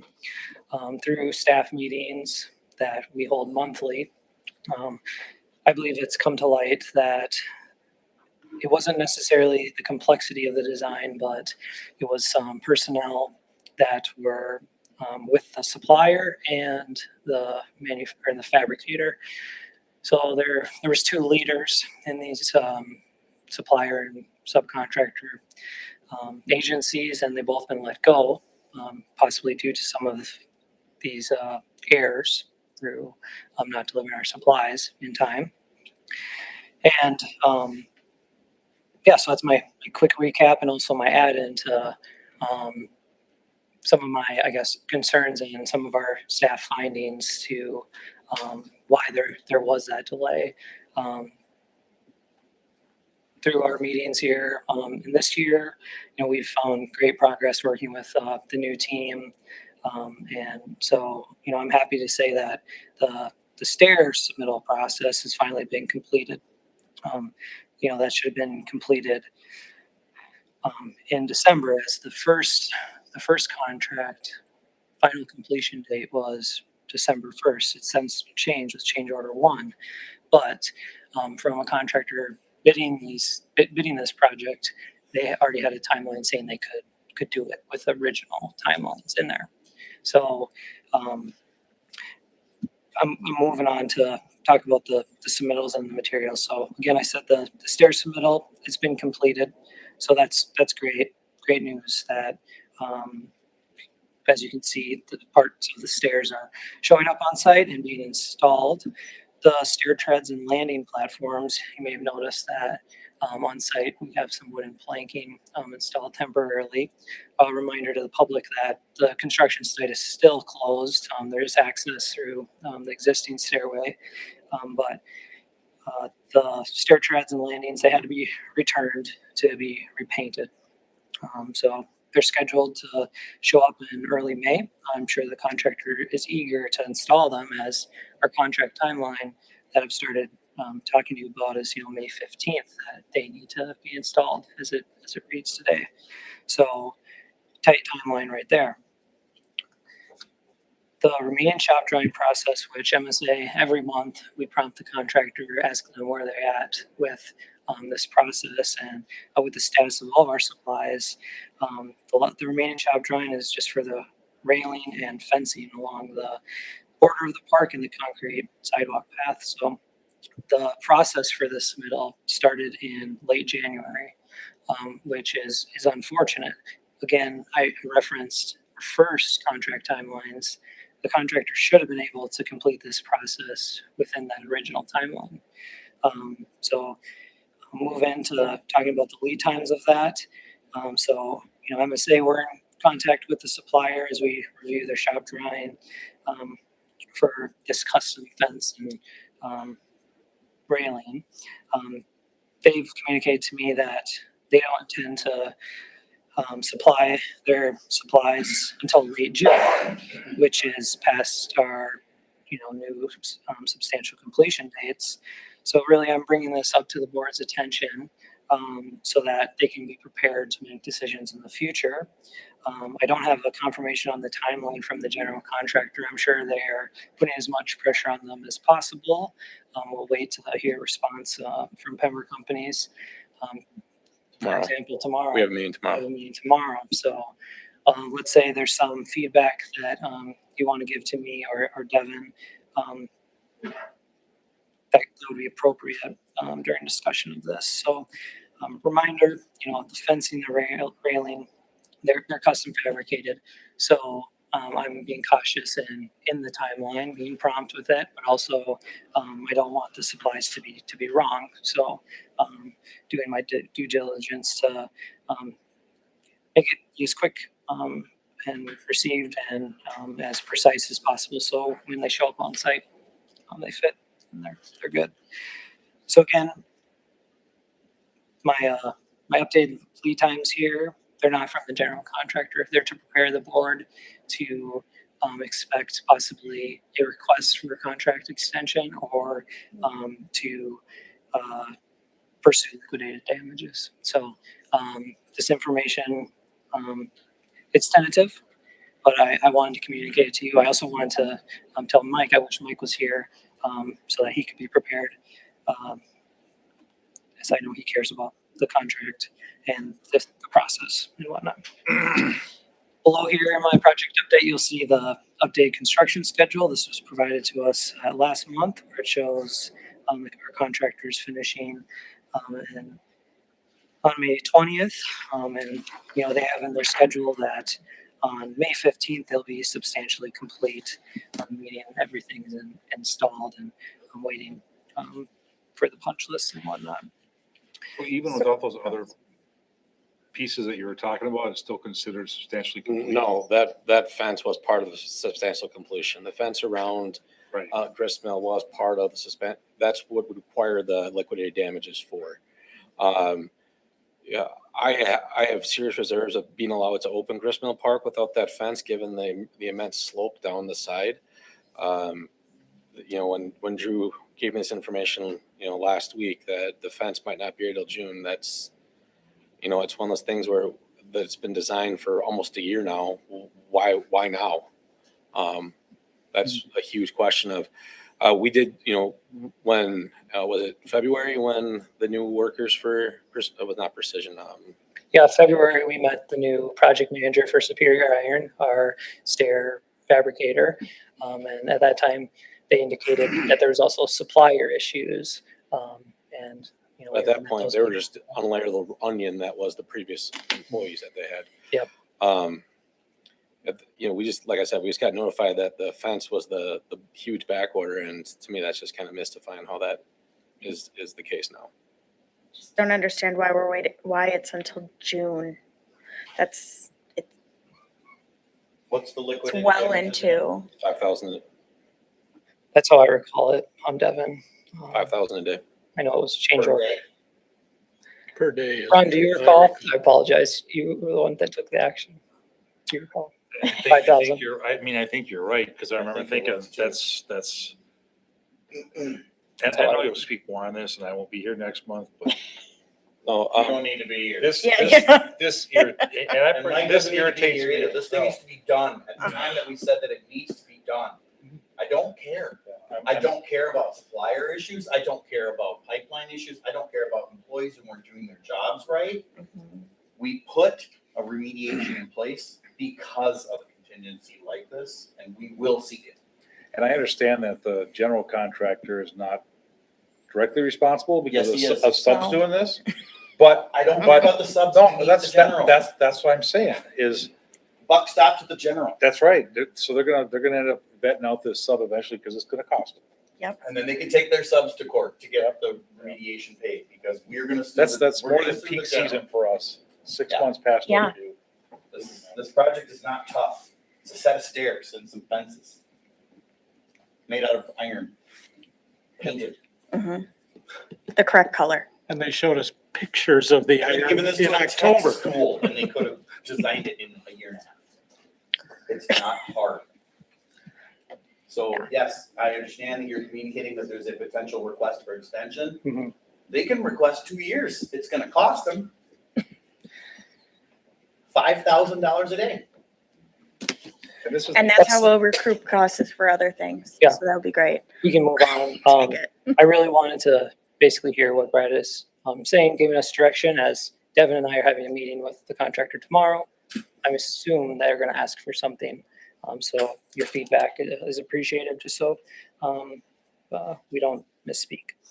No, we were pretty stern in December when we said, this is it. We told them at that meeting that this is it. This is the abbreviated version. If Mike is here, we'd still be. Yeah, we'd be talking for another 45 minutes. And rightfully so, but I mean, I think you get the point.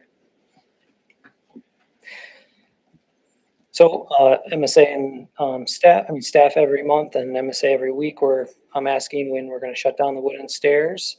So we can give public notification for some temporary restricted access. We've communicated to the contractor about our Ruberry Fest and how access is necessary on that Saturday, June 6th, in the lower portion of the park must remain open.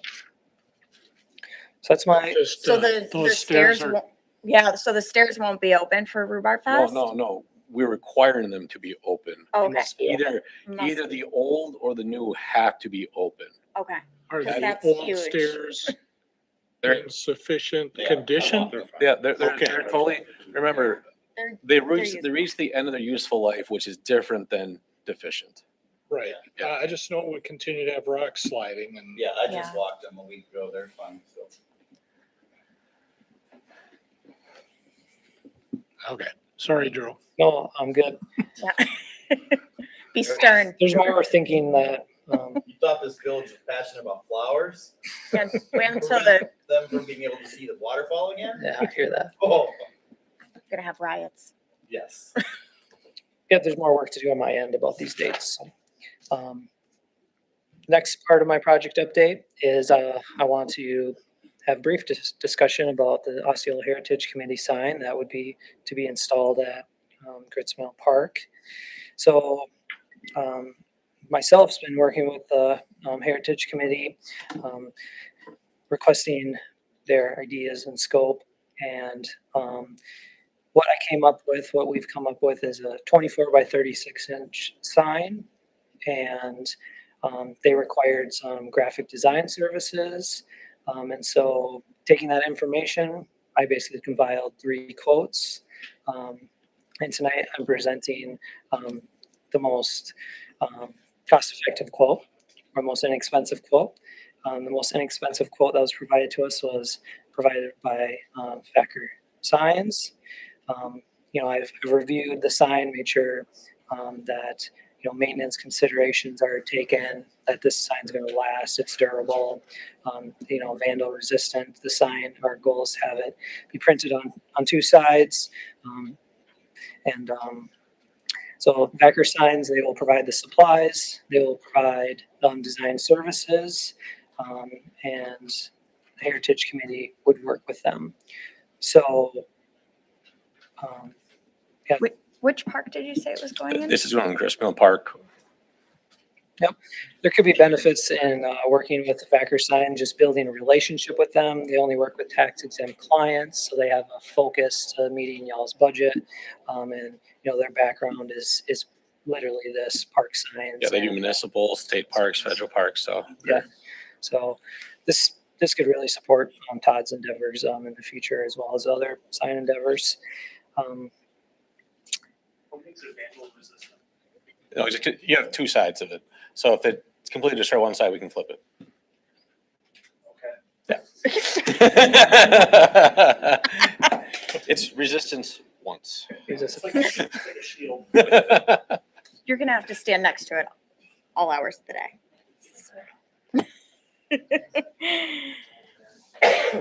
Personally, from my standpoint, I've been supportive of the Heritage Committee being involved in something like this. This is just a small step in what I want them doing.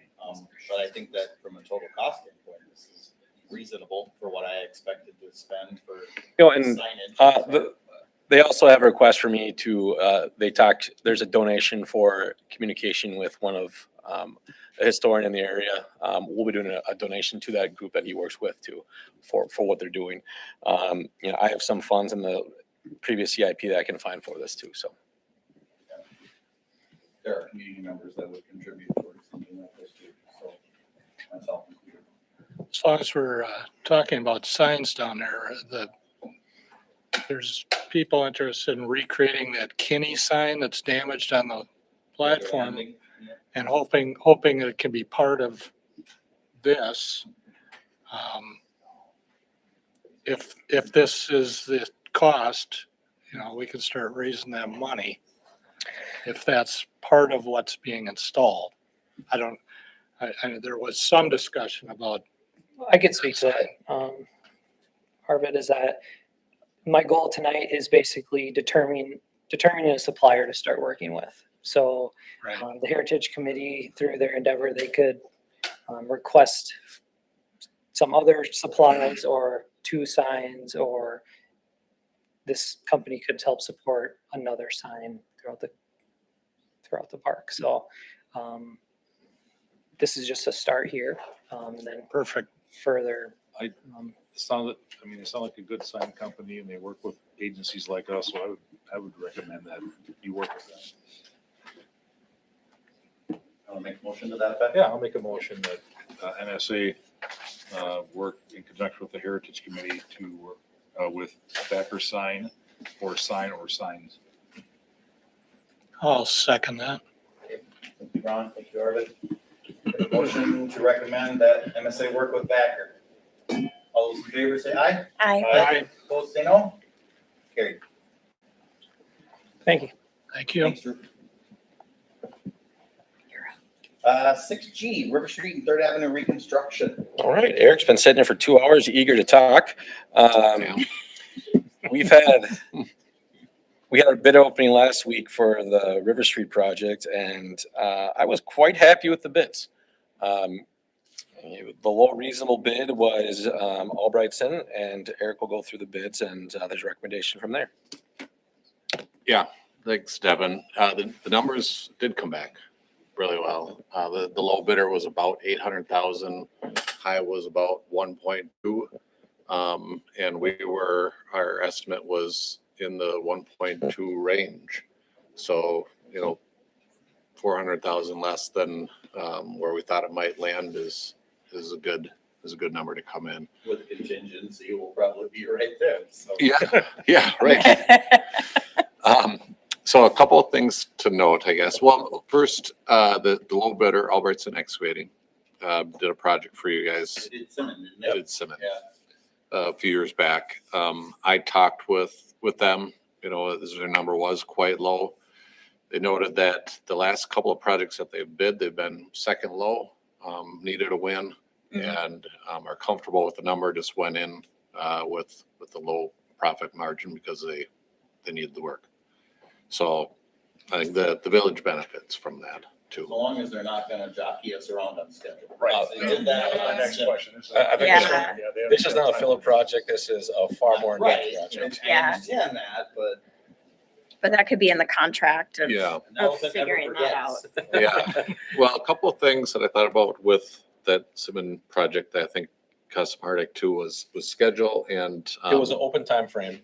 Open time frame and then additional material required, right, to bridge Yes. some sand and. Yeah, there was to a, go through. it was an open time frame and additional that extended. And there were the time. restrictions too, because they had to be done either before or after Wheels and Wings and Yes. other stuff. So it was pretty constricted, but.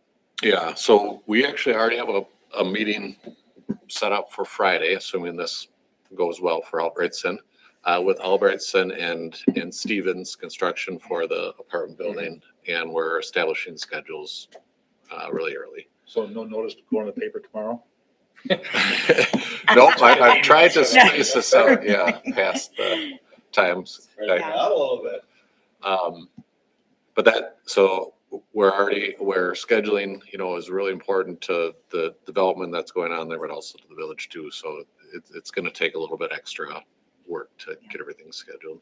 So Devin, is this topic really just about the bid approval Mhm. and not about the construction of the project at all? Is that what the next item is, G2? I think that, That's the contract to enter into the engineering agreement with SEH. in my opinion, and Devin said different, or if you have a different opinion, I think you could talk about the project because you're reviewing the bid and authorizing Mhm. what the project is. So if there's something you wanted to, It's, you know where I'm going here, we've received comments that yeah. we should talk about, so. So, if you want to talk about that now. Yes, if we can. I had some ideas on it. And one thing that you could, so it's all within the right of way still. And actually there's still some space behind the right of way and I could even pull some measurements off. All that's there, It's tight. but it's, I walk it almost every day, so. it's tight. If the village is open to other options, a couple of things I thought about was you could eliminate the sidewalk from Fourth, basically to the Gone development, which would be in front of the inn and extend a little bit further to the north as More well. properties, yeah, it almost goes all the way to Lab at that point. Yeah, so right now we have a crosswalk on the north side of Fourth, crossing River. And the idea with that was people coming out of the village parking lot could either go to the church or go across to the other side to the apartments, the eventual restaurant or retail, or just that side of the street in general. If you were to eliminate the sidewalk on the west side of the street, so it stops at Fourth, somebody coming down Fourth would have to cross over to the east side and continue in front of the church, would cross Fourth, continue in front of the church. And then we would potentially add a sidewalk, or excuse me, a crosswalk across River at the south end, right where it meets Third. So the sidewalk, east-west on Third runs into a crosswalk that crosses, which would get people from the parking lot, village parking lot up off of Fourth, down across to the development area and not have to be on that side of the street for that portion. Well, that would impact two private properties though, like if we were to choose to remove sidewalks in front of the place. Right. Some people like them, some people don't, so it would need to be communicated. That would definitely need to be something that we would want to talk to the property owners to say, hey, you enjoy the sidewalk, in front of your house, you're not gonna have one. The other option would be to potentially leave it. There is sidewalk there now on the two residents to the north, actually owned by the same, which makes communication easier. But it could potentially stay there and end. But I think if you do that, people walking down River will walk down the sidewalk ends, will walk out on the street or walk across the yards. They'll So- walk across, they'll just walk across the yard. Yeah. Yeah, they'll walk across the grass too. Yeah. So I can talk to the residents that are just north there. Another option I thought about, and I'm less in favor of, is to narrow the street there. And do a bump out. And do a bump out, basically. So the road is curving slightly there as it comes south from Fourth. It's curving slightly. And That's where it turns to one way anyway. where it turns to one way, and so you'd narrow that pavement up to pull the curb and the sidewalk further out into the right of way. And I think you could get it out to a similar location of where the back of the road is now. It's gonna look forced. It's gonna, and, I don't know, Yeah. to me, that seems like it might be a square peg in a round hole. Like I said, I'm less in favor of that. Yeah. So I see what you're saying. I see no reason why we can't have a crosswalk and bring them over to the church side. I really don't. I'd be in favor of that option as well. It's already turning a one-way there anyway, so. And it even Yeah. looks like from at And thinking of where 307, there's traffic will come, They're all gonna Area. come from the north on River. right? There's not gonna be anybody coming from the south to that intersection. They'll be coming from the east, but. Right, and the only ones that should be coming from the west side of River, north of the area we're talking about, are the residents there. The residents. And so, you know, if they're coming down and down to downtown, there's a little bit of back and forth for them, but it's not a large population making multiple trips potentially. And there's still a safe route. I'd like to, I'd like to see something done, because you're right, there's not a lot of yard there. You know what I mean? It's already pretty tight, close up, and I hate to see it shrunk. Is this gonna require a change order? It won't require a change order. We can adjust the plans and, you know, in the end, contractors selected are paid by, it's a itemized list, quantities. So you pay for more or less of sidewalk. It actually might be a decrease. In the total amount. In the total Just amount. kind of remove some that you don't put back. Right, and he had some sidewalk to make that handicap ramp happen. We'd have to ramp on the other side, which we'd have to work with, you know, the development on the south. They have some tight grades there as well, but I think we can. Yeah, make it If work. it can be done without a change Yeah. order, I don't see any reason why we just push the pedestrian traffic to the east side of River, and then they can just take that one block to around the church. Probably have to talk to the other homeowner. Howie's the only one we have to talk to. But we can talk to him. Yeah, Howie, there's only one homeowner over there. He owns both Two homes. properties, so Oh, okay, both okay. owned by the same, so. Okay, if it is acceptable to that homeowner, I don't see a reason why we would. Okay. It doesn't, it's literally 6 of one, half dozen of the other, so like, you know, I Sounds wouldn't like make the it's- decision based solely on a homeowner's request to not have a sidewalk in front of their property. But Mhm. given the fact that there's an opportunity to do an alternative plan at essentially no additional cost, why not? Yeah, I think this is very unique, honestly. So I don't think it's setting a precedent of, I don't want sidewalk in my yard. Okay, you don't have to have it. This is a unique situation. Just because of the layout of the property. Yeah. It encroaches on the curb and gutter pretty closely, so. Yep. Sorry. Mike's been off, but that's fine. You don't have to Okay. hear me cough. then Then, specifically the agenda item to review the. Yeah, I would move that we approve the Albrightson bid.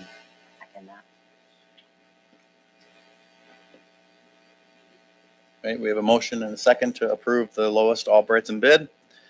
Any discussion on the motion? All those in favor say aye. Aye. Opposed say no. Motion carries. All right, that takes care of, is that both items or do we still need to do G2? G2 needs to approve too. That is the engineering agreement for construction? Yes, so, we've actually, this will be our third one in not many more months than that, where we've already, or the board has already approved, our construction administration for the Bluff Tower water main, for the Ridge Road construction, and now this is, River and Third. And it's a on-site inspection. It's needed for the DNR for water and sewer, but also for the village improvements to the sidewalk, the streets.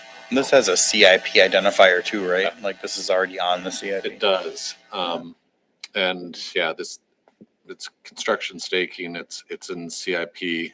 And It's part of the LRIP too, right? part of the LRIP, eligible for costs of that. And I don't know if I had mentioned it at the last, but did finally get approval of did I mention it before? I got it in my email. I saw it come through, so.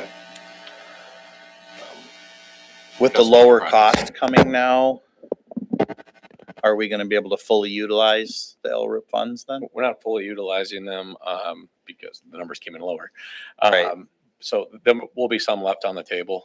So do we need to talk then about what we might do for shuffling around CIP funding? Cause I know that we had a plan amount set based We had on 400,000. utilizing the full LRIP, so. We had 400,000 set aside in the CIP for this. With TID dollars, there's gonna be no, if you're looking for any shortfall, there's gonna be none.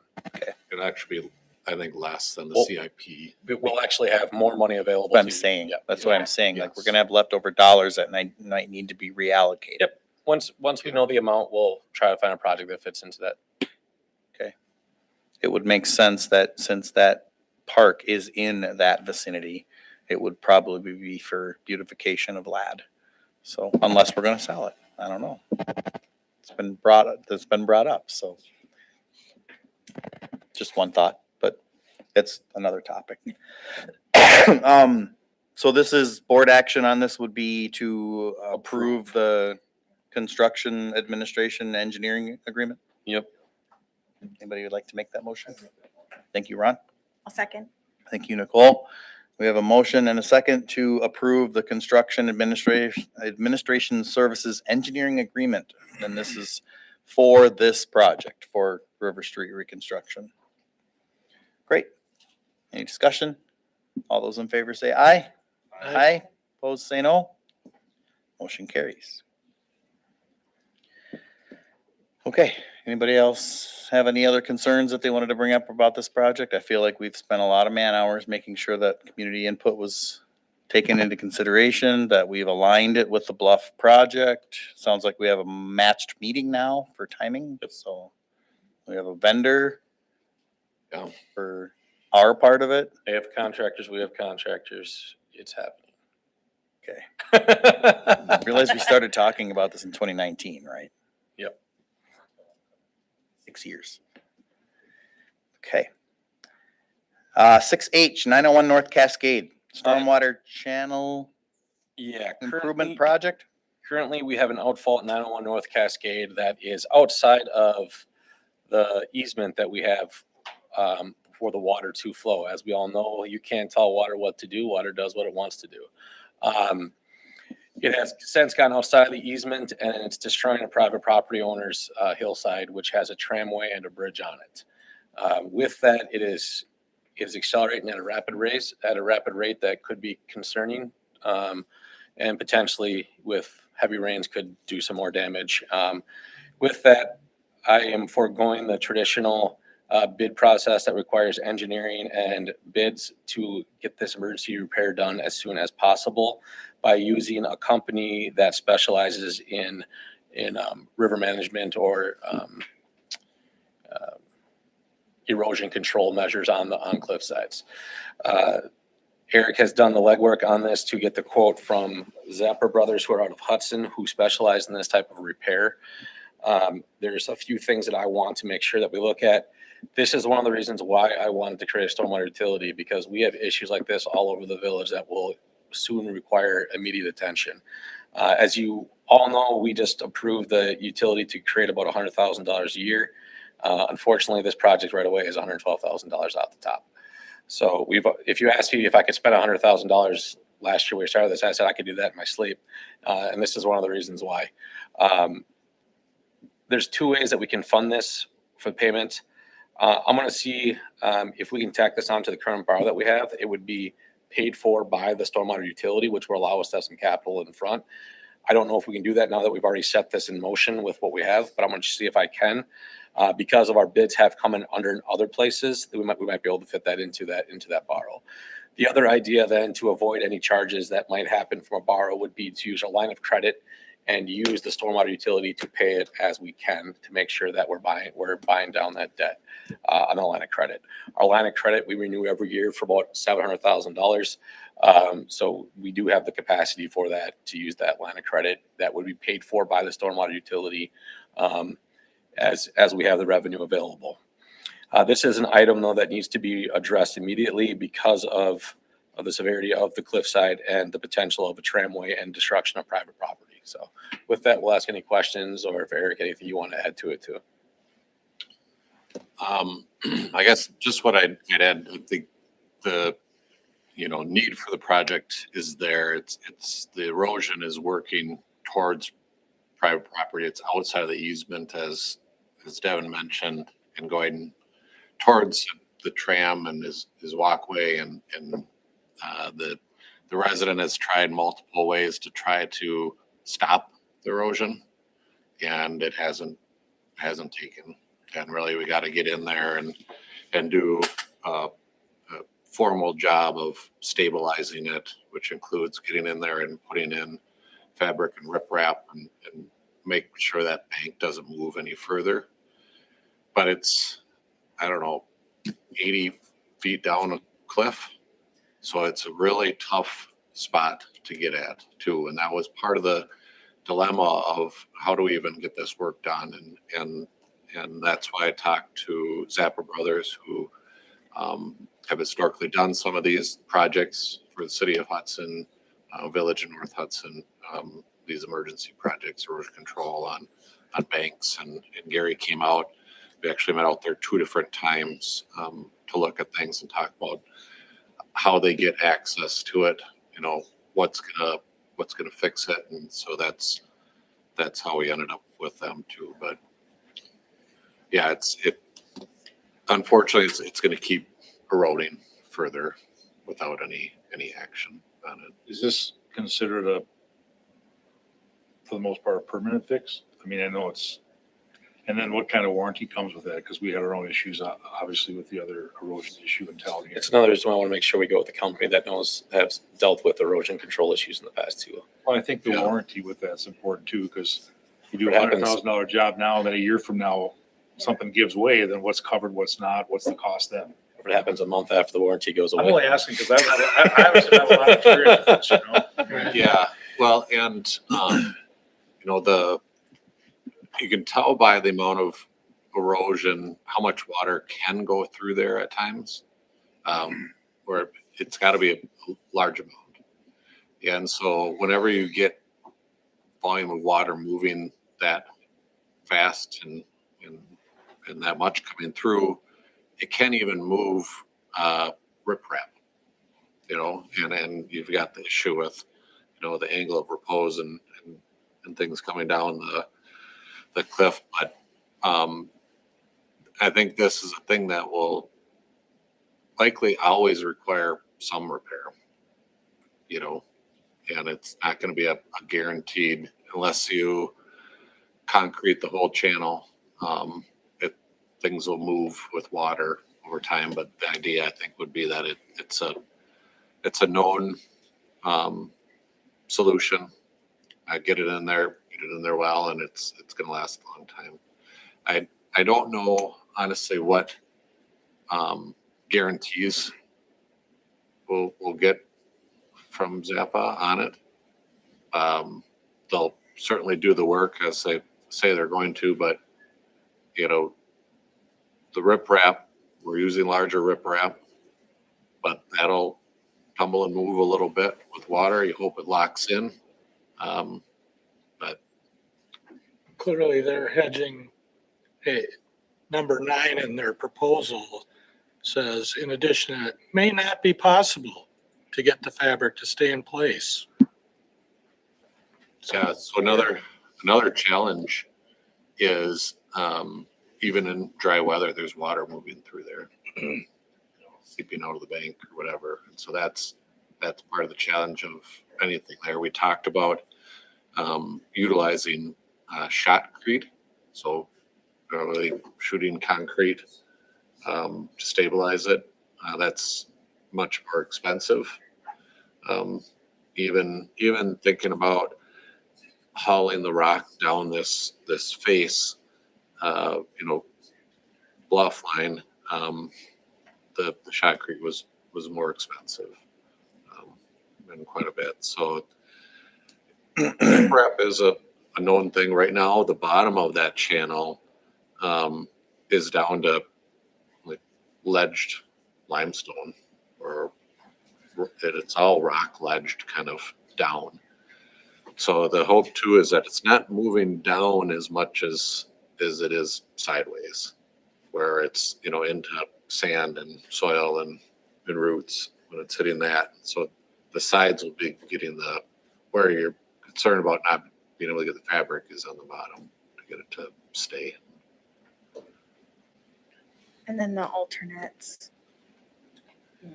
So the alternates, the owner does have a walking bridge that's down there, and to be able to accommodate the additional riprap and just the installation of it, there's some repairs and extension of that would need to happen. That is private property, but right now the water is on private property outside the easement. So I did ask Gary to break that out. And then the other alternate is when you bring in all this rock and all this equipment in on his driveway, what's it going to look like when it's done? And is it going to have to be replaced? And so I don't have a price for that too. And I would almost anticipate that you'd lose the driveway due to construction of driving on it, honestly, rather than, well, if it happens, then we'll replace it. I think plan on replacing it. If it lasts, then it's a pleasant surprise, honestly.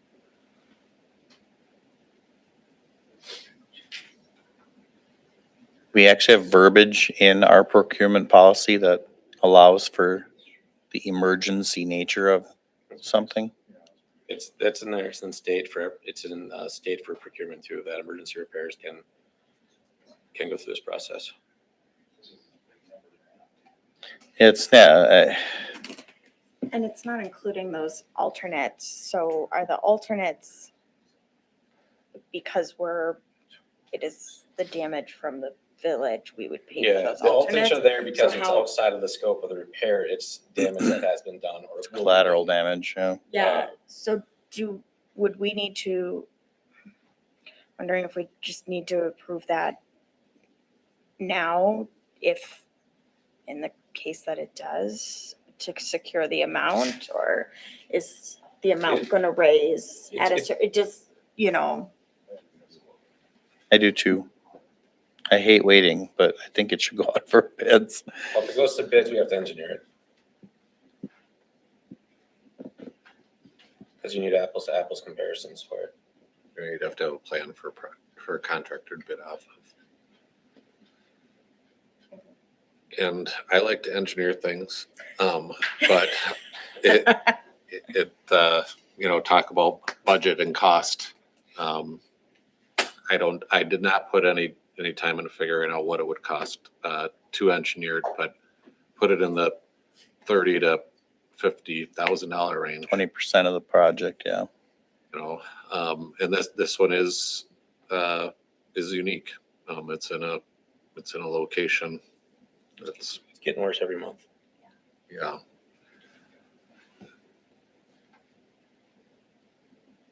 I don't know that it softens the decision or changes it at all, but when I asked Gary to come out, I said, hey, I don't know, we might need to bid this project. So, and he's like, you guys have done me favors. I'm coming out as a courtesy.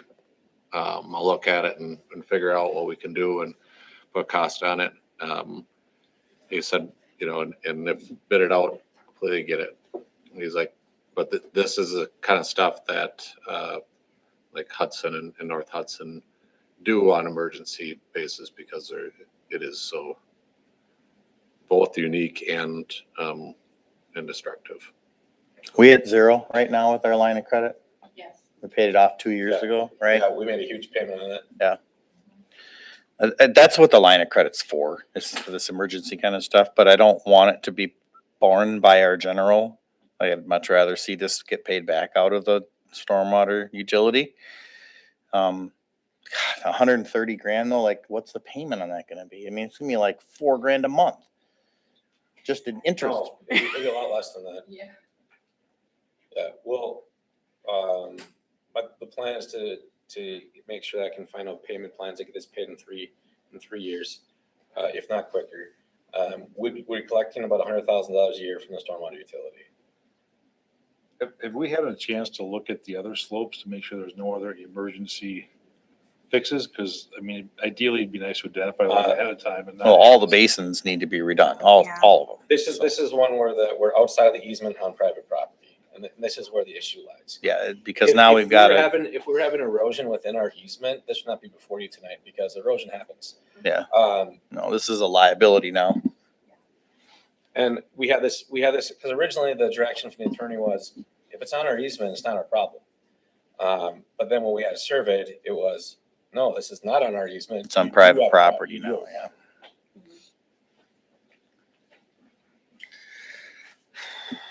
Yeah, I respect your consideration, Ron. I agree that this is something that this type of expense you would want to see if you could get it done cheaper. But now hearing what Eric has just illustrated, it sounds like there's a path for this that is half of what it would cost to have it done, designed and bid and take longer. And now we get 100-year storm in May and now the project triples in size because there's more damage, right? Yeah. So the only part I don't know what to do with though is the alternates. I don't know. I have real mixed feelings about the deck or bridge or whatever. The bridge Where repair? Yeah. exactly is this and how did it get there? The bridge is to go across the creek to go to the river. And the creek is there because the outfall is outside of the easement. Right. So he's crossing the stormwater through a bridge that he made because we're outside our easement. So if you think of an easement as a straight line, our water went that way. So this was a problem that was designed when they drew the easement, so.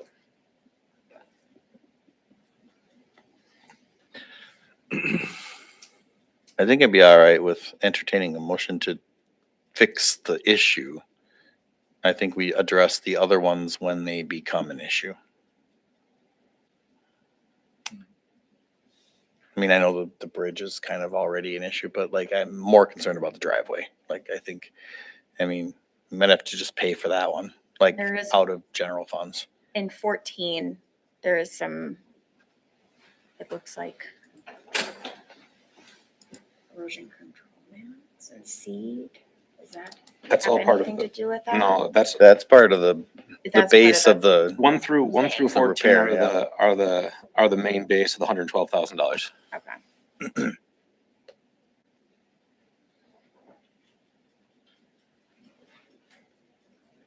Well, I'll follow your ankle and say I'll move to approve the emergency repair of the stormwater outfall at 901 North Cascade Street. Waive the formal bidding process due to the emergency nature and specialized scope of the work, and authorize the village administrator to enter into a contract with Zappa Brothers for the base bid of $112,017. And I further move to approve the use of the village's line of credit to fund the project. The alternatives. Just base. Yeah, you said base. Yep. Okay. Thank you, Arvid. Is there a second? I'll second. Thank you, Nicole. Mhm. So the clarification on that is it's being moved as presented in board packet, Carrie, with no alternatives currently decided upon. Any discussion? Man, I hate using the credit card. Cut it out. Slippery. No. Yeah.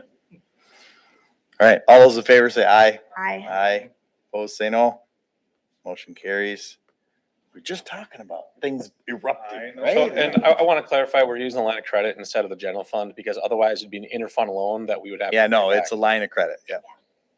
That's still with Midwest One? Yes. It was now something else. It's Clay. changing, It's yeah. the Clay Bank. It's going to, yeah. Which reminds me, I think I probably have to sign stuff then when they change routing numbers and. Okay. 6I, refuse and recycling contract renewal. So this is the Olson sanitation renewal? Yes. Our contract with Olson is up at the end of the year. Last week at Admin Finance, I presented the proposal of Olson Sanitation. They propose either a 3 or a 5 year to continue work in the village. The Admin Finance recommended enter into a 5 year contract with Olson Sanitation to continue their sanitation in the village. Just, it slowed the rate increases, right? And they've done great work in the village. They're easy to get a hold of and they've been excellent to work with, so. They're great. No Communication's reason always- to not renew this one for 5. If they Always would have great. presented 10, I would have entertained a 10. So to a little background on it, we've done the exact same thing in the past with waste management without going for an RFP. So this we've done this before as the village. Yeah, I haven't heard a single complaint. I'd make a motion. And every time there has been something, it was Olson replying saying, yep, we'll take care of you. So I'll make a motion to enter into a 5-year contract with Olson. I will second that. You never know. It might not be his It last. might not be. There's It might not be his last motion. Yeah. There's one more. We have a motion and a second Yeah. to renew with Olson for a 5 year. All those in favor say aye. Aye. Aye, opposed say no. Motion carries. We gotta let him do this one too. We are at 6J, which is our annual conditional obstruction permit application. Yeah, we had an early conditional obstruction permit application process this year. We saw far fewer than years past, so I don't know what to do with that. I don't know what to do with that information, so you might see more. The ones we received were Croyline Leather, which is on the Priscilla's Law Office On the property. Cutler property. It's why she's also signed off on the application like you have asked in the past. Style Escape and Coffee Bark, the chocolate gnome. So they did approve. Yeah, they're all the same and we've never had an issue with these ones. Yeah, these are the 3 that have gone through every year basically without change. There was one that was denied and we're working with that one to see the forward. Yep. I will move to approve these as presented. I'll second. He's still on there with a second.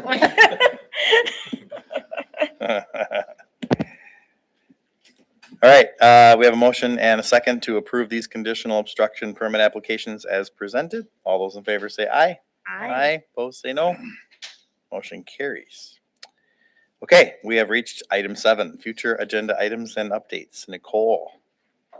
I would just like to thank Ron for his years on the board. Yes, and your years in the police department. Yeah. This is not see you later, this is see you next time. That's right. Yes. Because you never know, he may make another appearance at some point. That's right. It was a pleasure working with you. Thank you. That's it for me. Arvid?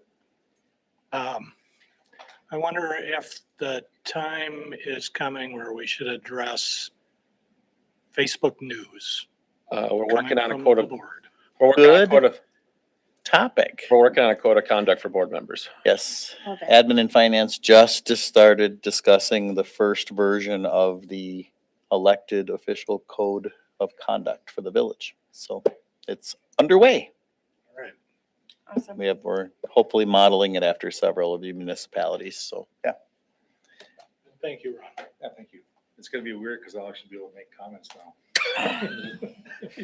Stand for 5 minutes. And on a soapbox. I just want to add, I've noticed, and I've been meaning to bring this up for months, but I drive downtown and, you know, it's a weird time of year, but there's a business down there that I think and maybe they've been adding stuff, but there's a lot more blingy lights and flashy things and things. I don't know if they went through approval process or not, but if I look at Jackpots, they have all kinds of like bright ear lights. They have like a light around the outside of the building and stuff now. Oh, the outside.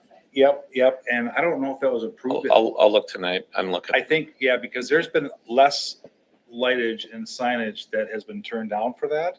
Just want to make sure it's consistent. I mean, if it was allowed and it was voted on, great. But I don't remember all that stuff being there when it was opened. Is that building covered by HPC? Jack Butfield, yes. Yeah. So I just would appreciate follow up on that to make sure it's approved or looked at. So other than that, yeah, it's been a pleasure. I'm not leaving because I don't enjoy it. I'm just not sure what my schedule's gonna be like in the next year for sure. And I want to make sure that if I commit to this, I can be here. So if I can commit to this, I'll hopefully be here again at some point. So, thank you.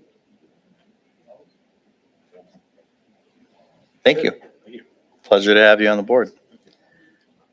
I don't have anything specific, although I do need to maybe have since there's only two of you here now, since Ron won't be here in May.